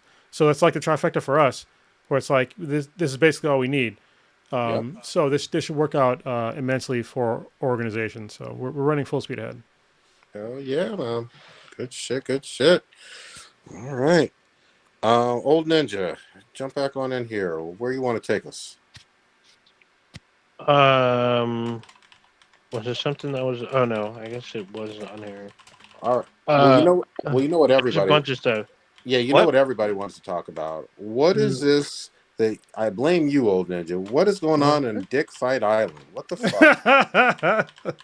Wait, why would you blame me for this? I don't even know what this is. Is this some anime that you're watching? I've never seen such anime. I don't know. I posted that. Actually, it's a manga apparently, and I was scrolling through Twitter one day, like as I was working. I was like looked, and I was like trending is Dick Fight Island. I was like, damn, that sounds like the what was that anime with the girls and the bikinis and shit that were fighting on the water? Kijo. Kijo. They were like butt and titty fighting. Yeah, seems like that. But I was like, I do not want to know more. So but it was trending on Twitter. I was like, damn. So Kate from But Why Though podcast, she's a huge she's over in Texas and whatnot. She's a huge Yahweh, Yeah. fangirl. Well, Yahweh's a god, isn't it? Wait, Yeah, which or a demon. not isn't Yahweh? it? Yahweh? How do you pronounce I know it can't be Yahweh. If it's Yahweh, that's a weird coincidence. it? I'm just saying. It's Yao something. Anyway, the weeb What? my weeb credentials are gone. But she was posting some shit about the fact that she read and loved it like before it was cool and popular on Twitter, and I was like, "What the fuck are you reading?" But I guess apparently it is a real legit thing. It's a huge manga, and it's dude on dude anime action. I guess. This is so. I'm looking at this on Twitter, and it's like, what? These guys are wearing some kind of. They're wearing armor, but it's like kind of scantily armor, and they have dick armor. So their dick armor is like a weapon. Some of these have swords in, but they have one dude has his chest exposed, and they're all curved up, and one dude has like a snake. What is this? It's like a snake fucking dick armor, and there's a chick. So she has dick armor, but it's like a whip. So she has this huge like dong looking Oh, real quick. thing, but Just it's pause a for a second. whip. Hold on. Pronouncing Oh, it? that's not a chick. Hold on. Never mind. Yowie. Yahweh Yahweh. is how to pronounce it. Yahweh. Okay. I had to figure that shit out. Look it up. It's important. So I'm sorry, you got the snake dick. Yeah, the snake dick, the whip dick. So this looks like a female, but it's a male, and this character Tarring. What? I'm He- sorry. So this is Fuda approved. So I don't know. You'd have to fucking. I don't know what this is. I'm still processing what I'm looking at. So this guy, these are like character posters. This dude's doing the Iago, how do you pronounce it? Diago face, where you're sticking out the tongue and fucking drooling on your. Yeah, this dude has this face, but he has like a dick whip. It's like armor with the whip on his dick. And another person posted the actual picture of the anime. wait, Or there's not an the, I'm sorry, anime? the manga. Oh. There's a picture of the manga. It looks like gay anime, but it's hard to tell because it looked like they fight with these dick armor things. I don't know what's going on here. Dick fight. Papa Bear said, "Now watch me whip. Now watch me nay nay." Damn. This is wild. Dude, I don't know what are they at this least is. on an island though? If I don't. Most of what I'm looking at on Twitter, just looking at the hashtag, they're showing the actual anime. It doesn't even look like an anime. It looks like a book, It's a manga. Goddamn, old ninja. It doesn't look like it from this. If you saw this image, this does not look anything like a manga. This looks like some fucking maybe they're about to do an anime based on the manga. I don't know. And like there's a trailer or a teaser for the manga. Oh, they sell this at at Barnes and Noble. Shut the fuck up! Really? There's a picture of LGBTQIA plus manga, and Dick Fight Island is at the very top of this show. Yeah, they know what's up. They need to get the numbers up. Yep. Oh, dang. Dude, I want you to know the Barnes and Nobles over here in Chula, they have rows and rows of nothing but manga. Like it's so fucking popular. Like they have maybe one row dedicated for comics or really trade paperbacks, and then everything else is manga, and those aisles are packed. Like it's some serious shit. Like it's like the comic shop here in the Dro. They I remember when I first started going there, like the manga section was like it was pretty small, but now it's like it's pretty big. It's like they had to it's probably at least grown sixfold. Yeah. Since I've gone to their shop, and it's just like wow, and obviously it's selling. So, and good for them, and good for all those manga artists and writers. Absolutely. Well, and here's the other really cool thing. Not that it's like a tit for tat thing, but you can read the manga and then watch the anime. You know what I mean? A little bit later, like it's pretty much the same story, same characters, and following very almost page for page arcs. So it's really easy to follow. Whereas with a lot of Marvel DC stuff, you got New Birth and all new, all different, and New 52, and it's a little bit more challenging to watch without a guide or someone helping you, like straight from the beginning. Yeah, I mean, I'll be honest. Like, while the MCU's been good, it'd have been way better if they just stuck to some of the comic material. Yeah. Like, if Secret Wars alone, like the lead up to Secret Wars and like all that shit, that could have lasted 10 years easily. Yep. And I honestly think it's a way better storyline than anything that the MCU's put out so far. Yeah. Well, and here's my other thing though. The thing that got me into comics, as I've said a million times, it was actually Batman the Animated Series and the X-Men cartoon. Yeah. Like, the cartoons are badass, and sometimes some of them X-Men cartoons followed pretty much verbatim from some of those comic runs in the late 80s, early 90s and shit. So I want way more comic accurate cartoon like series. I think that'd be fun to see and to experiment with. And then just like how we always loved Spider-Verse from a few years ago, way more animated comic movies too, So I'm sorry. I got to read this. This is a description of Dick Fight Island, and this is at a bookstore. They do this at the Barnes and Noble that is kind of closest to me, where they have someone that works there recommend something, so they write their own description of what it is, and this is one of the handwritten description. It says Dick Fight Island, the absolute peak of storytelling. It is a spellbinding tale of warriors battling for supremacy with their girthy sabers. The art is beautiful enough to leave a man screaming in ecstasy. You would ride Dick Fight again. That's the description. I mean, long fucking live horny weebs. You know what I mean? Like this. I don't care what you're into. Horny weebs have won. You know. I guess. But, horny weebs are on a whole different level than like lonely incels. You know what I mean? Yes. Lonely incels are assholes. Yeah. Horny weebs they're okay. I guess. Horny weebs. I guess they don't know how to do multiplayer. Apparently, that's what Elden Ring has got. This dude let me solo her coming out helping weebs fight in a Souls game. I mean, that's not the horny though. No, it's not horny, but they're probably watching it at the same time. It's probably why they can't do multiplayer, because they're watching fucking horny fucking hentai shit on one screen. On the other screen, they're playing Elden Ring and be like, well, how do I beat this thing? Wait, hold on, nipple. Okay, I'm back to the game. It's like, what the fuck? No, I'm glad you brought it up. Like that. Here's the thing that I loved about that whole storyline, and it kind of blew up this past week. You got somebody who's just helping people beat certain bosses or beat this really, really hard boss, and he's becoming all legendary and so famous. In fact, the FromSoft was like, we're going to make you basically a helpful NPC in the actual game, like your likeness. That doesn't happen with anything else. Like, I've never seen that or heard of that before ever. That's awesome. Yeah, that's rare, but come on.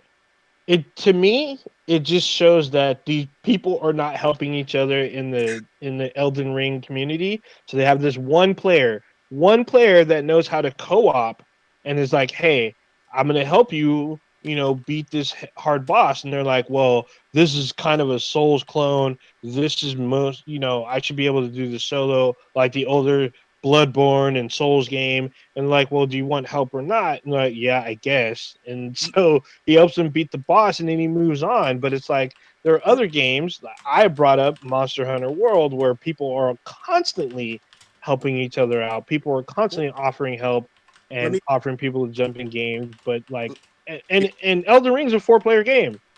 Yeah, but hold on. Let me back up a little bit though, before like someone playing it actually throws their fucking headset or whatever, throws their earbuds. Every time you beat a boss, like it automatically kicks you out, kicks the people who have joined your game out of co-op anyway. So, like, let's just start with that. Okay, so you beat the boss, but you still reap the rewards, correct? Yeah, you get some some runes in this game or whatever. Yeah, absolutely. Okay, but the cool thing is that he's got a unique look. He helps you on one of the hardest bosses, and there's millions of other people that help out and do this kind of thing. But he's got a unique look, and he literally tries to solo Miquella or whatever her name is. So his unique look, he's in underwear with a pot on his head. Yeah, that's it. With two katanas that do the blood loss. I mean, so that's cool. I praise this character for helping out these people that can't beat admittedly a difficult game. But to me, it just shows that their online community is trash.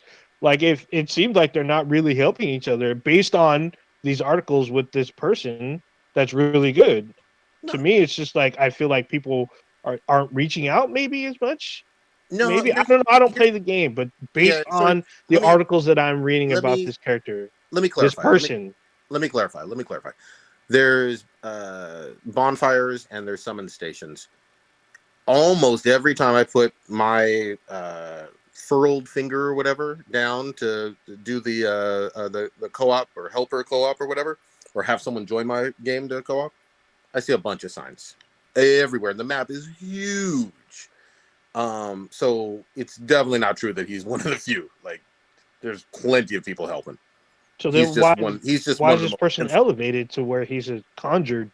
Because he's really focused on one really, really hard boss, and he's got a unique look, and he's so OP and has dedicated himself to beating that character so many times that it's just become a legendary story. And his YouTube or Twitch or whatever has just blown the fuck up. So it was a feel-good, fun story, but don't get it twisted. There's plenty of people helping. I help B-Boy Frost, who's I think in the chat right now. He helped me, or he might have left. He might have went to go play. He just said the exact reason why he hasn't started New Game Plus on Elden Ring is so he can help people. Yeah, exactly. And I'm helping some people from work. I mean, there's plenty of people helping. Yeah, this guy's just famous. This just feels like weebs don't know how to communicate to each other because they're afraid of social contact. And this dude is like ultra weeb. He's like, hey, we can be friends online. Let me help you with my nakedness. Yeah, but you don't have to know anybody to help people. You can literally just put your sign down right by a boss and just be like, I will help whoever summons me first. And he's just like, I'm gonna solo this boss, and you can help or not, but I'm gonna solo pretty much, and that's kind of cool. Yeah.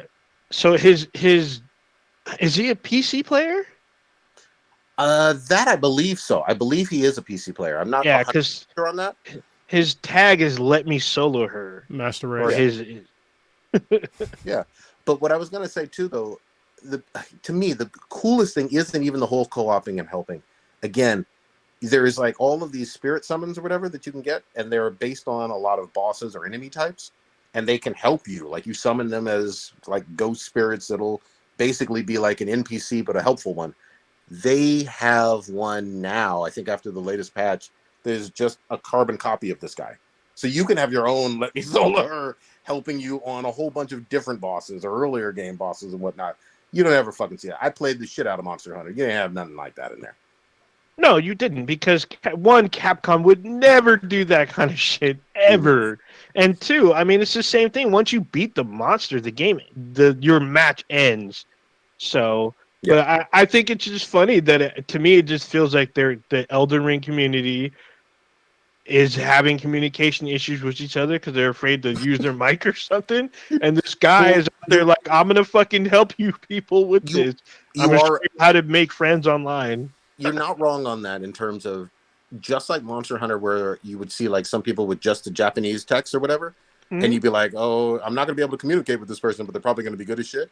There are many times when people join no fucking mic and whatnot and help. Don't say a fucking word. Do a fucking bow or like what's that shit where they emote? Yeah, they emote. They do the squat down. What's the Teabag? Shit from Halo? Teabagging. Oh, okay. They do the teabagging dance or whatever, and then they just help you beat bosses or whatever. But you're right. Plenty of people don't have fucking mics at all. That does slightly irk me because you know me. I'm like, dude, if you gonna get on co-op, I need to be able to. Yeah, you should have a fucking mic. Yeah, but fucking weaves. Fucking weave. Dick Fight Island.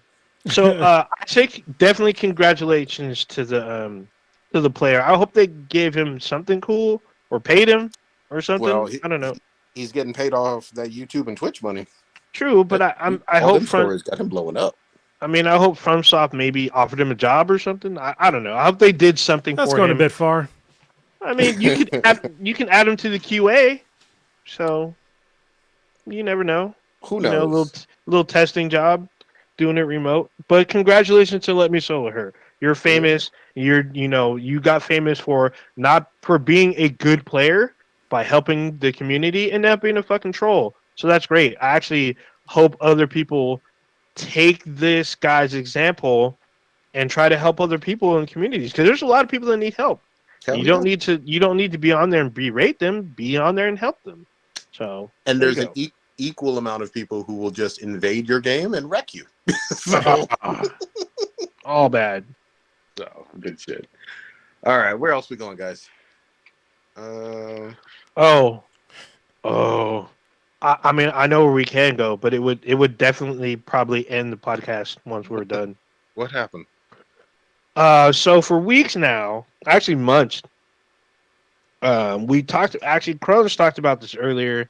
We haven't really touched on it in months. We keep talking about it at the end of the show. We got time now. It's time to talk about fucking Star Trek. There's two Star Trek shows that have been running kind of simultaneously. There's one on now that's probably going to end in May. A new Star Trek show starts on the 5th of May.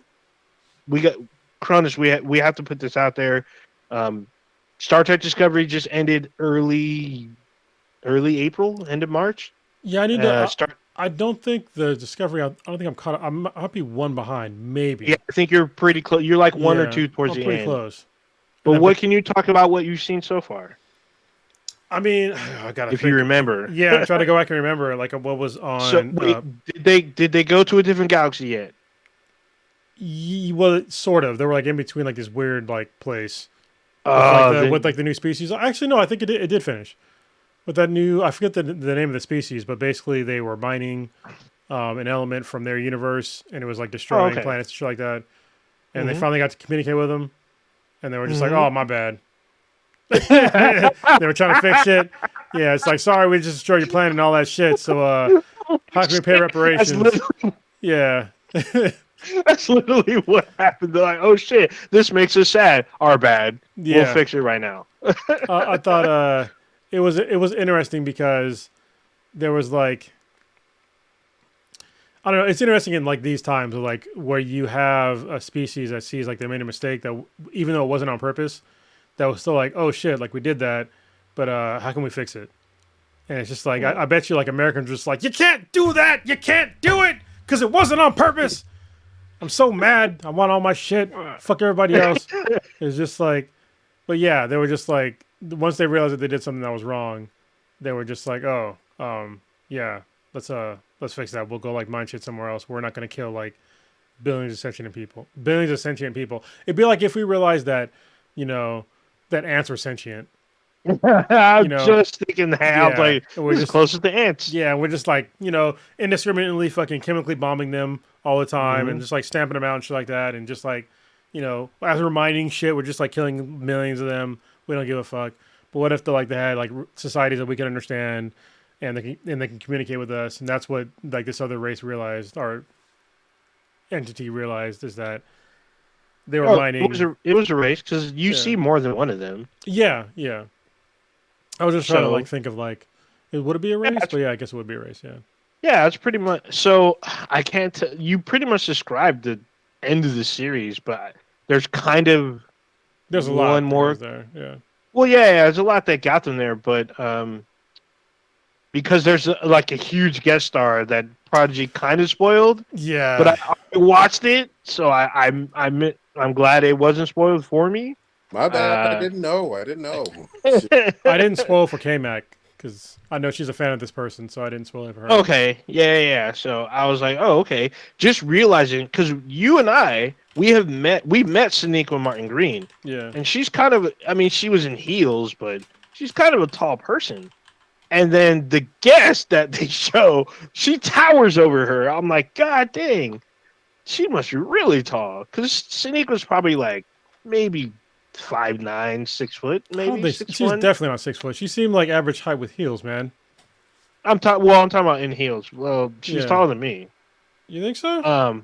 Yeah, no, I know so because I talked to her during the screening of The Boys, and she Oh. stood up next to me. She's taller than. Well, I mean, but like I said, she's wearing heels. So. Yeah, because she's 5'5".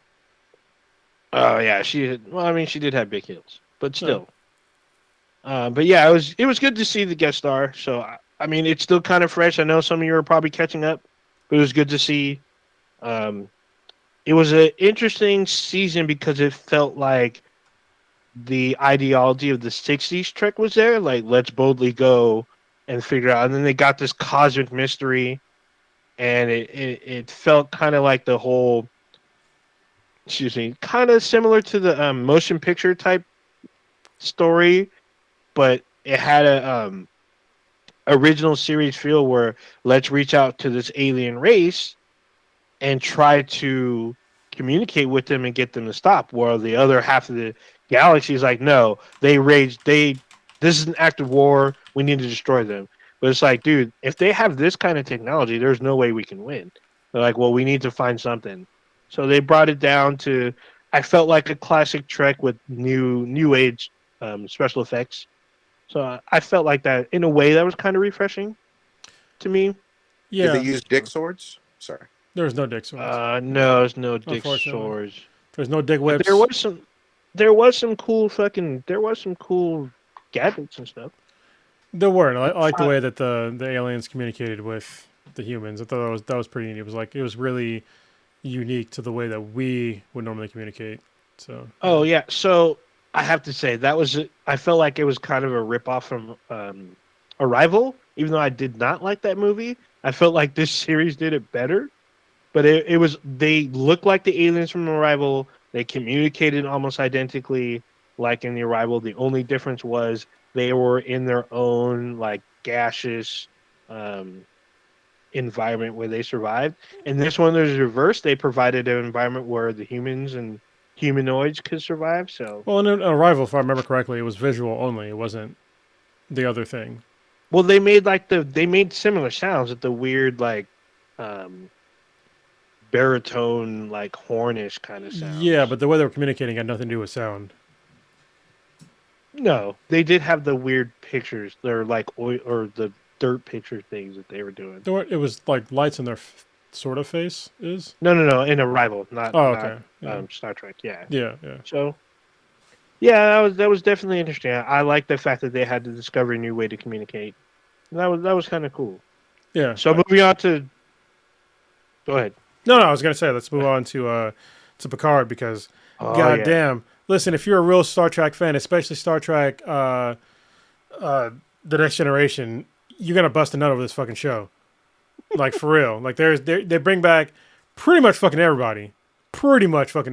And they're still I think I'm like maybe one behind.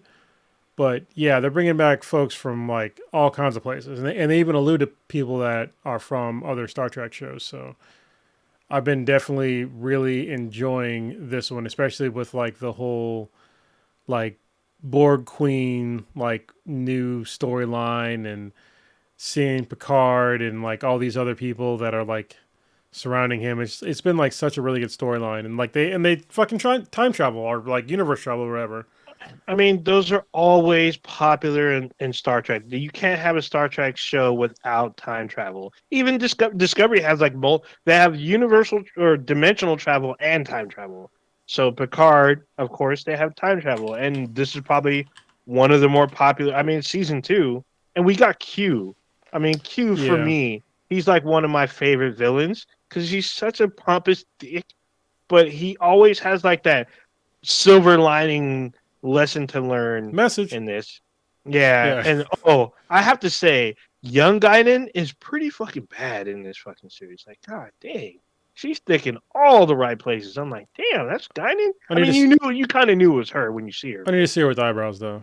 Just saying. Like, I need to see her with eyebrows. Wait, what type of thickness do I need to look up? I'm sorry. Yeah, so Guinan, Whoopi Goldberg's character, they go back in time to where she's in 21st 21st century America. She's in LA, but she looks like she's 24 or something.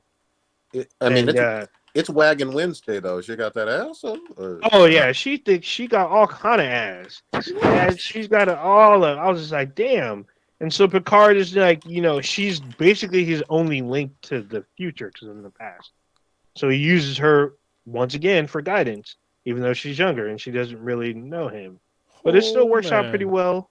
The only thing that kind of bugs me, I don't know how far you are, because it does involve Picard's leniency, I guess, or his legacy per se. Mm-hmm. But his brother's not talked about a whole lot. His brother died in Generations, so he's not even talked about at all. Neither is his nephew. So I'm hoping they kind of fix that soon. Maybe it'll come around. Sorry, I was looking up Young Guinan. Young Guinan. Yeah, I don't know the actress's name, but she thick as hell. She's got some muscles on her. I'm just saying. Yeah, she got them Michelle Obama arms. Oh, God. I'm just saying. Her name is Ito. I'm gonna fuck up her last name horribly. A guy Yeri. Yeah, but sure. I wish I could pronounce it correctly. I'm pretty sure that's how you pronounce it, but I'm probably fucking up her name. Sure. But yeah, I don't know how much she's been acting for how long, but she does a pretty good job of picking up on Whoopi Goldberg's mannerisms in the show and looking sort of like her in the show.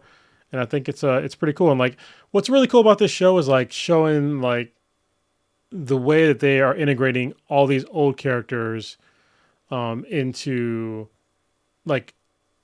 way back in the day. So even Data's character, they're basically showing the person who made the ancestor of the person who made Data, of showing him as it's basically it's the same actor, but he's an older guy, and it's it's really interesting and showing the his first kind of foray into illegal technology of a character that was in Picard in the last season. And so all those other characters are in the last season or in previous, Star Trek shows that are in this series, but just as different people. I thought that was a really cool way to do that. And also showing apparently you can't time travel when you're Mexican descent either. So at least not to now. Yeah, at least not to now. At least so you can't if you're near a state that borders Mexico. Yeah, there you go. Another thing, apparently, Data's human ancestors. Apparently, they all study genetics every other generation or whatever. Because if you've ever seen Star Trek Enterprise, Data's Soong ancestor was studying eugenics, so he's one of the people that helped Khan and his people with their genetic I guess their genetic enhancing and making the eugenic people and perpetuating the eugenics war in Star Trek history. So I thought it was kind of funny that another Soong relative centuries before is involved in genetics again. I think that it's a family legacy or whatnot. So, but it's just as creepy as it was in Enterprise that they always are either morally ambiguous or virtually crossing moral lines to get what they want. Which I thought is I guess that's a family trait or something. Yeah, definitely crossing lines. They don't give a fuck. Yeah, well, yeah, for sure. I don't know if you've already seen. There's already a teaser trailer for season 3 of Picard. Wow, really? Yes, they showed it on Paramount Plus's YouTube page because everyone from Star Trek: The Next Generation, the main cast is back for season 3. Everyone's back, guaranteed. And they show a little. It's about 20 seconds, but then they list everyone that's back. And they show a little conversation between Riker and Picard about what's about to go down. I'm like, oh shit. I heard about that, but listen, everybody, if you're a Star Trek fan, just take note. Like it's coming to an end soon with like shit like this because the vast majority of that cast they're fucking old as shit. So especially Picard, Sir Patrick Stewart is not getting any younger. He's up there in age. He's up there with what's his name, Captain Kirk. Ian McKellen. Oh, yeah. No, They don't be older than him. Shit. Yeah. William Shatner. Oh, I don't know. He looks better than William Shatner. Yeah, Shatner. Isn't Shatner 90? He's up there. I don't know, but either way, these guys are like they're up there in age. So just enjoy their time that they have left on like giving us these shows to enjoy. I'm surprised that these guys are still acting. Yeah. So, but thank you because they can still act relatively well. I'm definitely enjoying the content they're putting out.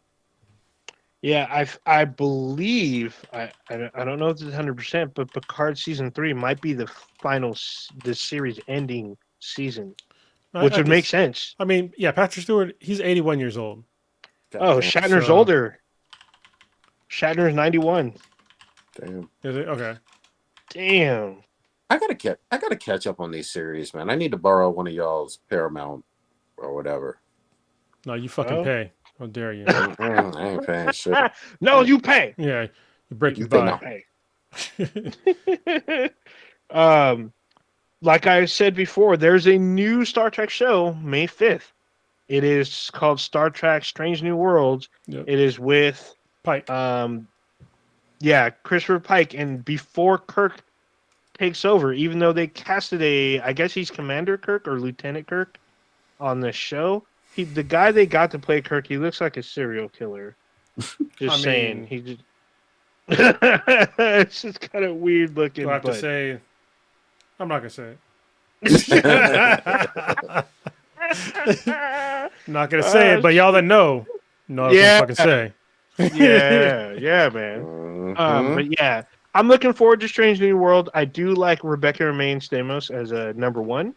And they gave her a name this time. I think they gave her the name that was in the original pilot. So it'll be interesting. The guy who played Spock, hold up. You telling me I get to see Rebecca Romaine still? She's if you saw her in the original Discovery. Yeah, if you were watching Discovery, she's on that show. She's moving over to this. Y'all didn't sell me on it with telling me Rebecca Romaine. Motherfucker, we tried to tell you because you said you saw the first episode and you were like, no, that ain't me. I said watch the second episode. Cronus told you to watch the second episode. I told you to watch the second episode. One of us told you to watch them both at the same. Watch the first one, then watch the second one. Then, if you don't like it after the second one, then stop watching. I even told you do any Klingons of that. Had 2 dicks, and you were like, "No, that ain't me." Oh, and we told you there's Klingon titties. There's Klingon titties. Like literally, like they have purple nipples. Yep. Dudes are getting raped by fucking Klingon chicks, and you were like, "No, that still ain't me." Yeah, no, that's not me. But yeah, you'd rather see this fucking Dick Island shit. Wait a minute. I wasn't looking up Dick Island. Yeah, you was. Yeah, you was. I didn't see that history. Honestly, the first season of Star Trek Discovery was dank as fuck. It was dank. Like it reboots itself 3 times. Yeah, it was so crazy. Like I was not prepared. I said it like when you said you couldn't watch, you didn't like the first episode. I was like, they should have made the first episode the first 2 episodes. That would have made the show like sink in because the first episode was okay. It was good, but then like the second episode was so awesome, and they get into like this crazy fucking like basically like it's almost like not a pygmy. What's the fucking albino? He's almost like an albino Klingon, like filling a prophecy.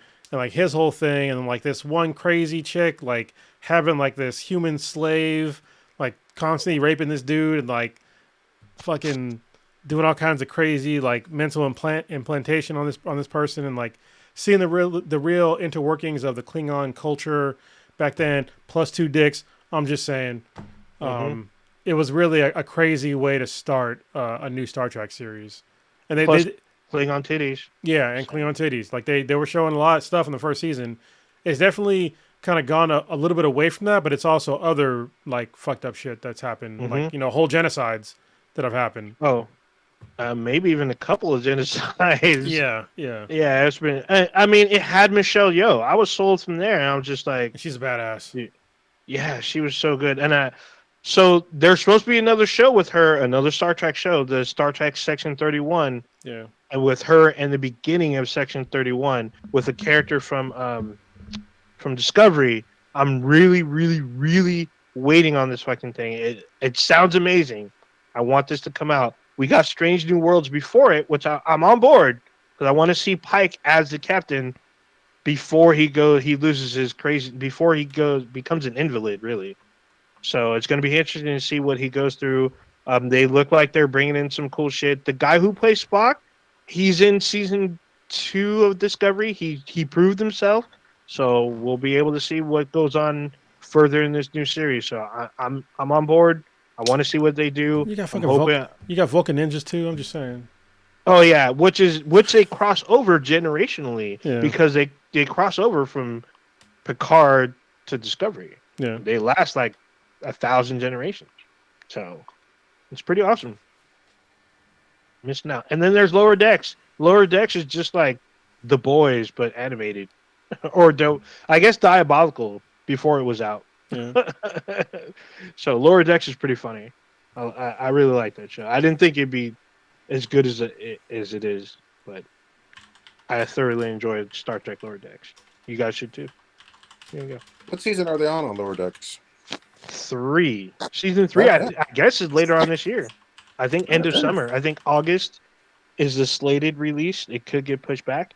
But yeah, really quick, jumping off of Star Trek, talking about getting stuff pushed back. Apparently, Spider-Man Across the Spiderverse got pushed back to 2023.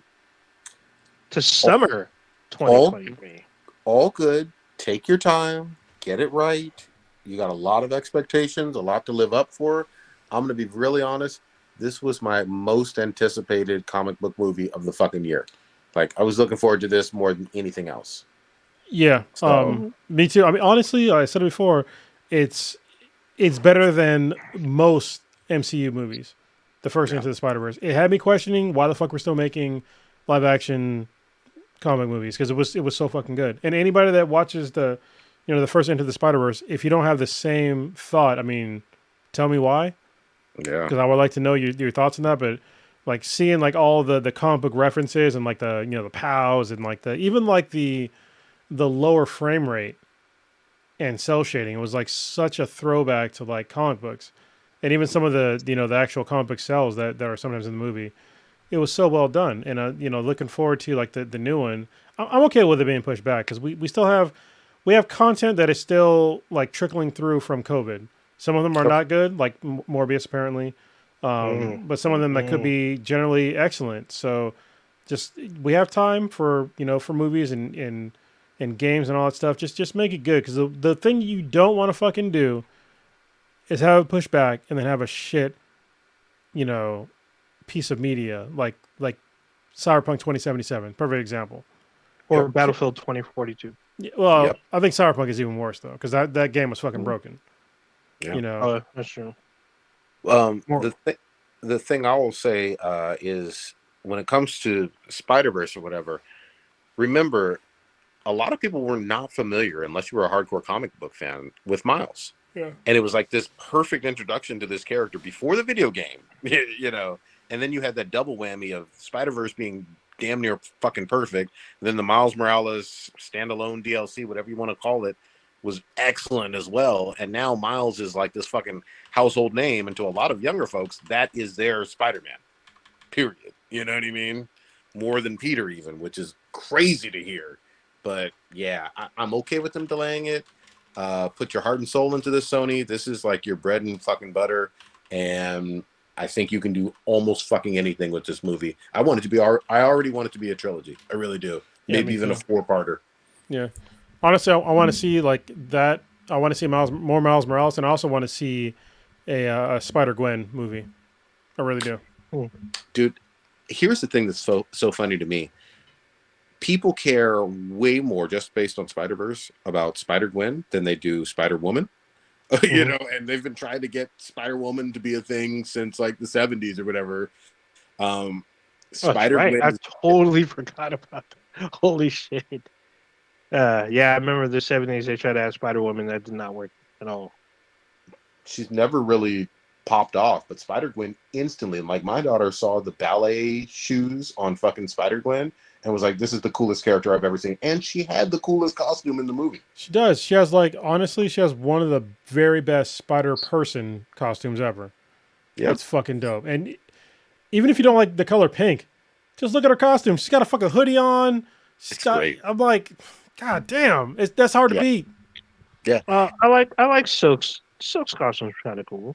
It's pretty. It's high up there too. But I just don't like the scarf. Yeah. But everything else is pretty cool. When also giving Miles like just this incredible swag, like he's got the Jordans.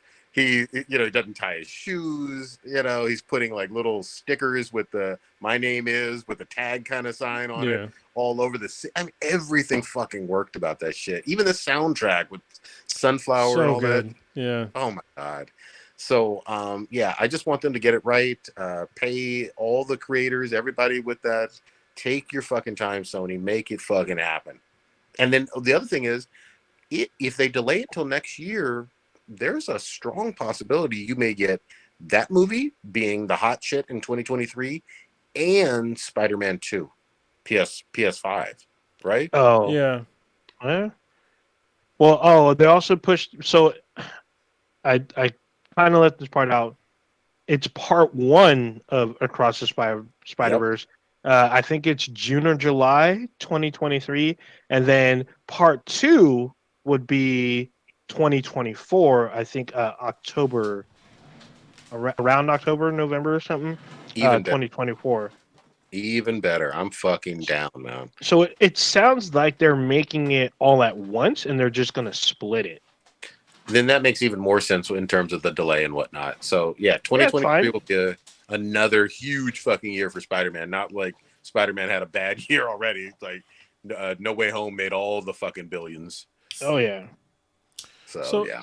Real quick before we wrap it up, I don't know how close we are, but did y'all get a chance to look at the Saints Row, the new Saints Row customization demo? No. I just saw they showed some naked dude. I'm like, what the fuck? Oh, I saw a little bit of it. Yeah. Oh man, it looks fun. God damn! All right, so I tweeted about it earlier, and honestly, this new Saints Row has the Saints Row the Third feel to it. Like they have the perfect time to make a new Saints Row game and kind of steal the thunder of GTA again. So if y'all just go back in time with me to when Saints Row the Third came out. I forget exactly when it came out. It was a while back. I'll look it up as I'm talking, but it was a while back, and I was not a Saints Row fan. I remember playing I didn't play any of the previous games before Saints Row the Third, but Saints Row the Third had so much fucking hype after it came out. I was like, damn, this I gotta check this out. Like what's going on? I started playing it. It was basically they outdid GTA 4 by a fucking country mile. Yep. And it wasn't even close. They were the gameplay was on point. The social commentary was better than GTA 4. They had more content than GTA 4 did. Yep. It was just more fucking fun. This is back in 2011 is when Saints Row the Third came out, and Saints Row 2 came out in 2008. And it wasn't very well known. The first Saints Row that came out and Saints Row 2 they were just known as GTA knockoffs. But then Saints Row the Third came out and just fucking kicked GTA in the fucking dick. Yep. And they were just like, this is what we're doing. Y'all want to have fucking big titty She-Hulks running around like Prodigy did? You got it. Do whatever you want. You want to drink some sodas that make you a superhero? We got you some Saints Flow. You know what I mean? Basically, you become a goddamn superhero eventually. And they didn't even allude to that in any of the fucking material before the game came out. Dude, don't ever forget the giant purple dildo bat was in Saints Row the Third. That is still to this day one of the funniest and greatest weapons. And the other thing is, it wasn't just a joke fucking weapon. That shit could destroy fucking tanks. Yep. It was so beautiful. Yep. So I think the first time I actually went to one Prodigy's home in the Bay, he booted up Saints Row just so I could see it. Busted out his She-Hulk character, busted out the giant purple dildo bat, and destroyed a tank with it. And I was like, what? And then he turned the game off. I was like, wait a minute. So, nah, that's it. That's all you get to see. I'm like, hold on. What the fuck just happened? You booted up, pulled out this big ass dildo, and destroyed like a tank with like 6 hits. And this is something else that was really good about Saints Row the Third is that they had it was an open world game that had full co-op throughout the entire fucking game. Yep. That you can play, and GTA still doesn't do that. You still can't do that with GTA. I remember when the first time I saw Prodigy's fucking character, we joined up. I was like, bro, what the fuck is going on here? Like, why do you have pasties on with giant anime titties and you're green? Yep. Yeah, I was like, fuck it. We're just going to go around and just fuck shit up. We just cause mayhem. So, it was so fun. One of the best of all time. I hope they come back hard as fuck. Because here's the other thing, too, that you guys all know, and we've talked about this since forever, as amazing as GTA 5 is and how many hundreds of millions of copies it sold, we don't know when the fuck we're getting GTA 6. So this is a golden time right now to bring that hammer down and come out with something that's just over the top and fun. And it looks like it. I mean, like so basically today they were going over like the customization options in the game through both characters, vehicles, and weapons. And obviously I was interested. I thought it was just going to be characters, but it wasn't. It was all three. And the character customization was like so involved and like awesome. It was shit that I was not even expecting. So once they showed that you can customize your fucking teeth, I was like, bruh, your goddamn teeth? And it wasn't even just like 1, 2, 3. It was like a whole bunch of options for your teeth. And then they were like casually showing like people with like prosthetic limbs. I was like, holy shit. Like, I've never seen a single customizable game, to my knowledge, where you can customize a person having a prosthetic limb.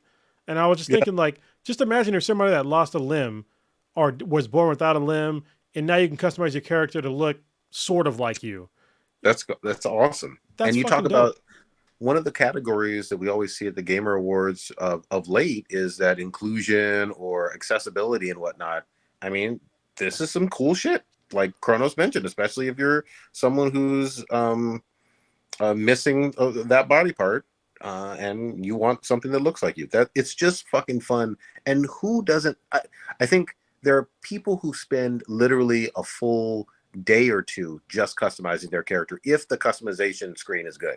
I'm not necessarily one of those people all the time because I can make a big titty She-Hulk really like, quickly. Tits up. I'm good. Yes, exactly. That's it. That's all I need. Pasties. You know what I mean? Good. And then don't forget, remember, and I didn't even play the game, but remember for CD Projekt Red, who I used to praise the shit out of with Cyberpunk, they teased us. Everybody thought that you'd be able to make your Cyberpunk with the big schlong or, the giant titties too. And they said, nope. Well, hold on. I mean, you can make your character with the schlong. Just the titties are just not anime. It's either either extra small, medium, or like extra medium. Can I keep it real too, though? The dicks weren't big enough. There you go. God dang. If you with a straight hold on. Straight face. If I'm a y'all straight were dude. listening to this, Dicks aren't big enough. if you're listening to this via audio, Kronos had the straightest face of all time. Just like he's staring at you to challenge him. If you're listening to this audio, it was like, say something. I wanted the Mandingo option. I didn't get it. No, Yeah, there's just no saying. Mandingo option. And you know what? They kind of did a little bit of bait and switch. Everybody and their mamas was expecting that you could put a cybernetic huge schlong on your fucking self or some giant titties. Saints You have Row to would have upgrade done yourself. it. I'm just saying. Yep. Damn. Yep. And you know what? Saints Row is going to let me sword fight with them motherfucking giant schlongs too. We're going to go on an island. Yeah. So, God going dang on it. about I Saints knew Row. it. Apparently you can be totally naked if you want. Holy shit. And apparently they were saying that you can have it either blurred out or not blurred out. So there you go if you want to be totally naked. The vehicle customizations look pretty cool as well. Oh, sorry, going back to the person, like the people customizations. They had like some of the clothing were like fucking insane. Like they had like it was like active clothing. Like it was like you put on like some clothes and it would like do like you would have like super sparkly clothing or like shit that scrolled, like all kinds of crazy shit that you could wear. You can customize your fucking socks, your shoes, your underwear, like fucking everything. Your hair, scars, tattoos, full body tattoos. It was a lot. See, that's fucking fun. That's what we need in this day and age. You know what I mean? Just let us have fucking full range, console, PC, whatever, where we can just party with it. Like do whatever the fuck it is we need to. So I'm loving it. I can't wait for. You know what? I was disappointed by Cyberpunk's because they're preset tattoos, so you can't and you can't place them where you want. You have to do as they give you, either a sleeve or whatever. At least in GTA, the tattoo you can place torso, leg, arm. You couldn't do that on Cyberpunk. It's you do their preset and that's it. Because I wanted particular tattoos and I couldn't get it. Yeah, I was kind of and the new Saints Row, you can have literally fucking tan lines the way you want it. You can have a tan in whatever form and function that you want. And the vehicle customization was pretty cool too. You can customize everything in the vehicles, even though, let's be honest, you're not going to customize a vehicle that much. I mean, you might. Oh, actually, no, you will, because they showed off 2 features on vehicles that were actually pretty fucking cool. 3. One was the ejector seat, which is dope. You can eject out and have your wings and shit and kind of fly before you get powers, if you get them in this game, which I assume that you're going to, which would be cool. Another one was having an anchor on your vehicle. It's like a tow hook where you can connect it to another vehicle and then just drag it around with you. Another one was basically you can drag around a fucking a wrecking ball. So if the cops are chasing you, you can drag a wrecking ball behind you and do a donut and just knock everything out of your way and just fuck shit up. I thought that was really cool. And then also you have fully customizable weapons to your specifications. And some of them, they showed some that were ridiculous. They had the guitar case that shoots rockets. They had fucking foam fingers that were fucking pistols. They had other ridiculous weapons that look cool. Because Saints Row always has ridiculous weapons. My favorite was the dubstep gun. Yes. So I fucking love that shit. So that sounds great. And the Dibble Bat was great too. Well, and don't forget, I mean, you've had some incredible voice actors in this. The legendary Keith David was in Saints Row. Wasn't he the president? Yeah. I was like, was that or Rick and Morty? It was both. I think it was both. Yeah, it was both. He is the president of Rick and Morty. Yeah. He's probably the only one that can go toe to toe with Rick and survive. Dude, that shit was great, man. I'm fucking on board. I'm really glad for this franchise coming back, and I'm glad that they didn't shy away from being off the hook. So yeah. All right, let's wrap it on up. Wait, hold on, really quick.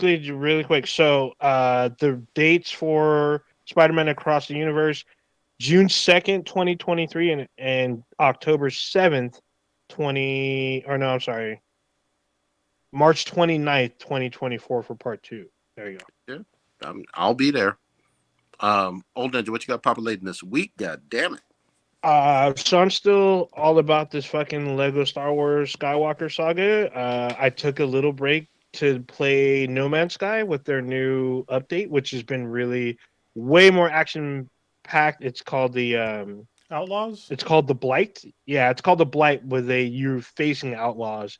So basically these pirates have taken over certain systems across the universe, and you got to figure out why and what they're about. You got to basically find their hideout and put an end to them.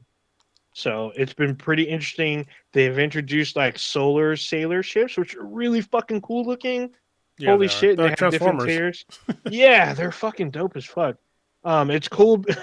It's been crazy because in the pirate system, you can buy black market items, which are cool. But if you go to a legal system, you can be stuck with a random search.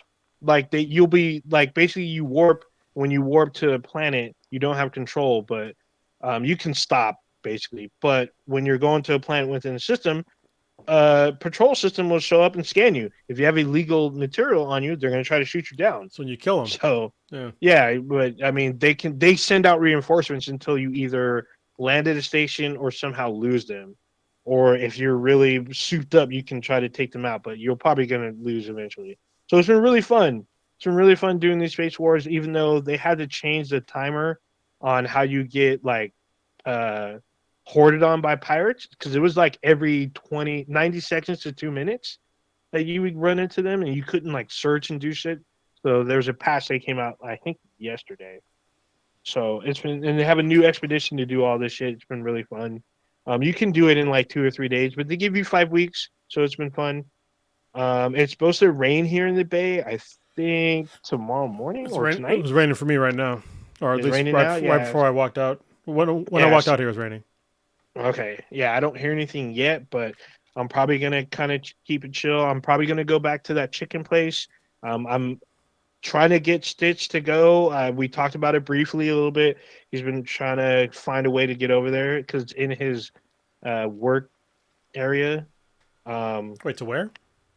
Dave's Hot Chicken. It's in Union City. Yeah. I recommend, if you get the time, Cronus, I recommend you check it out. Just try to go before rush hour because they have like really long lines usually. Checking out Moon Knight. We didn't talk about Moon Knight this week, but a new episode aired today. Picard is tonight. I've been watching Halo. New episode tonight.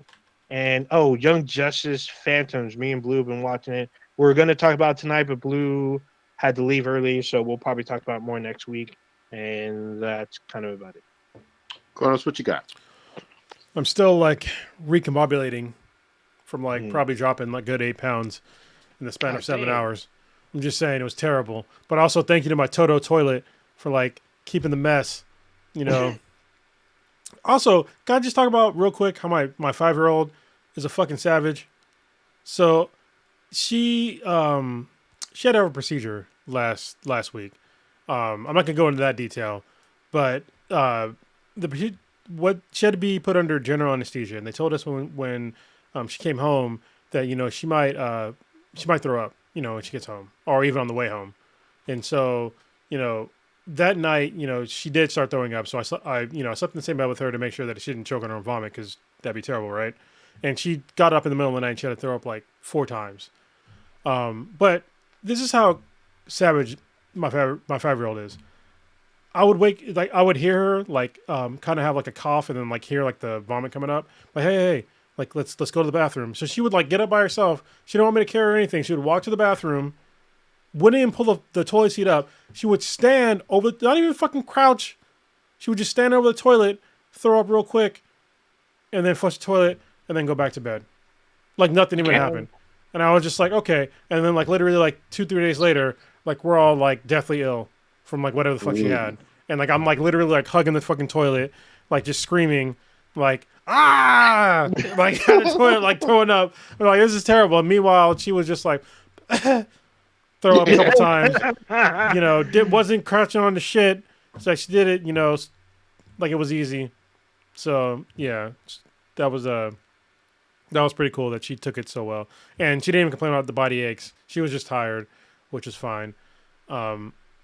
Another thing, we are remodeling the house, which is the outside right now because we're still in it, and we're going to move. But we had to pick like the color that we wanted today. And we're like, well, let's just do gray, like what's around the house. And I'm looking at all the houses around us. And I'm like, you know what? All these houses around us, so they're kind of like muted colors. Like, our house, our current color of our house, well, before today, was like yellowish, like beige or whatever. Mm-hmm. And then like the people that were doing the house are like, well, what color do you want? So I just deferred to my, to my realtor. I was like, whatever you say. So she gave us like option. And then Kimek was like, well, let's just do blue. And I was just like, nah, let's go to like this other gray. And then I was like, then we went outside and like looked at all the houses. And I was like, you know what?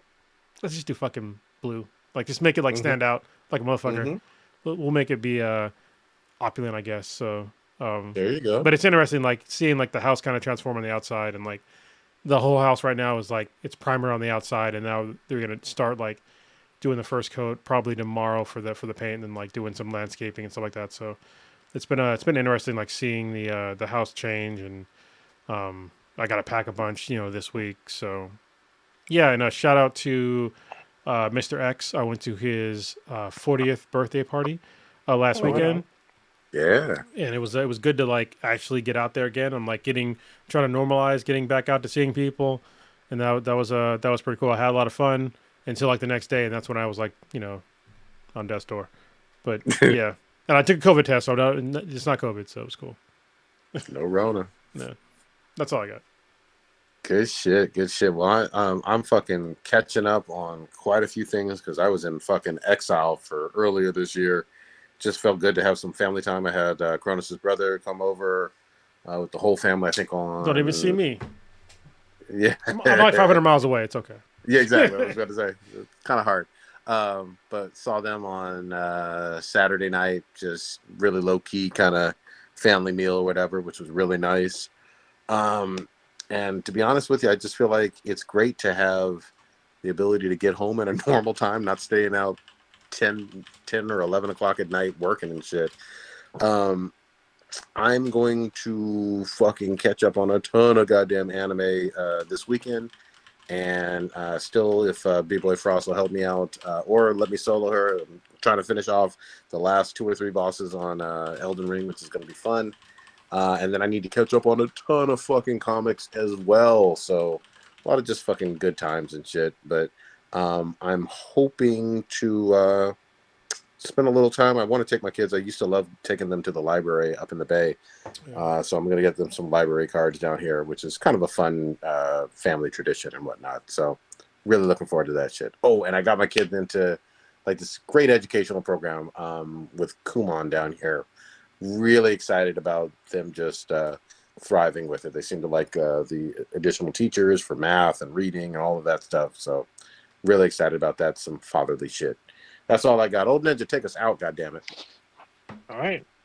You just experienced Black and the Black Times Infinity. Titty meats. Or dick swords. You know what? God dang. The dankest podcast on the internet that there is, at least for now. Check us out anywhere on the internet with Beats and BTI. It's BTHAN BTI. Anywhere that you listen or consume your podcasts. On YouTube, we go live every Wednesday night, 8:30 Pacific time. You can join us then and be part of the chat, be a part of the discussion. Check out our official website, benheadproductions.com/beansbti. You can email us if you wish at beansbti@gmail.com. We also have Discord. We're also on Twitch. You can check out some recent gameplay from some of us on there now. Yeah. Penetrating further and further into the unknown Right. of space. Don't be like Ezra. Yet many question everything on land.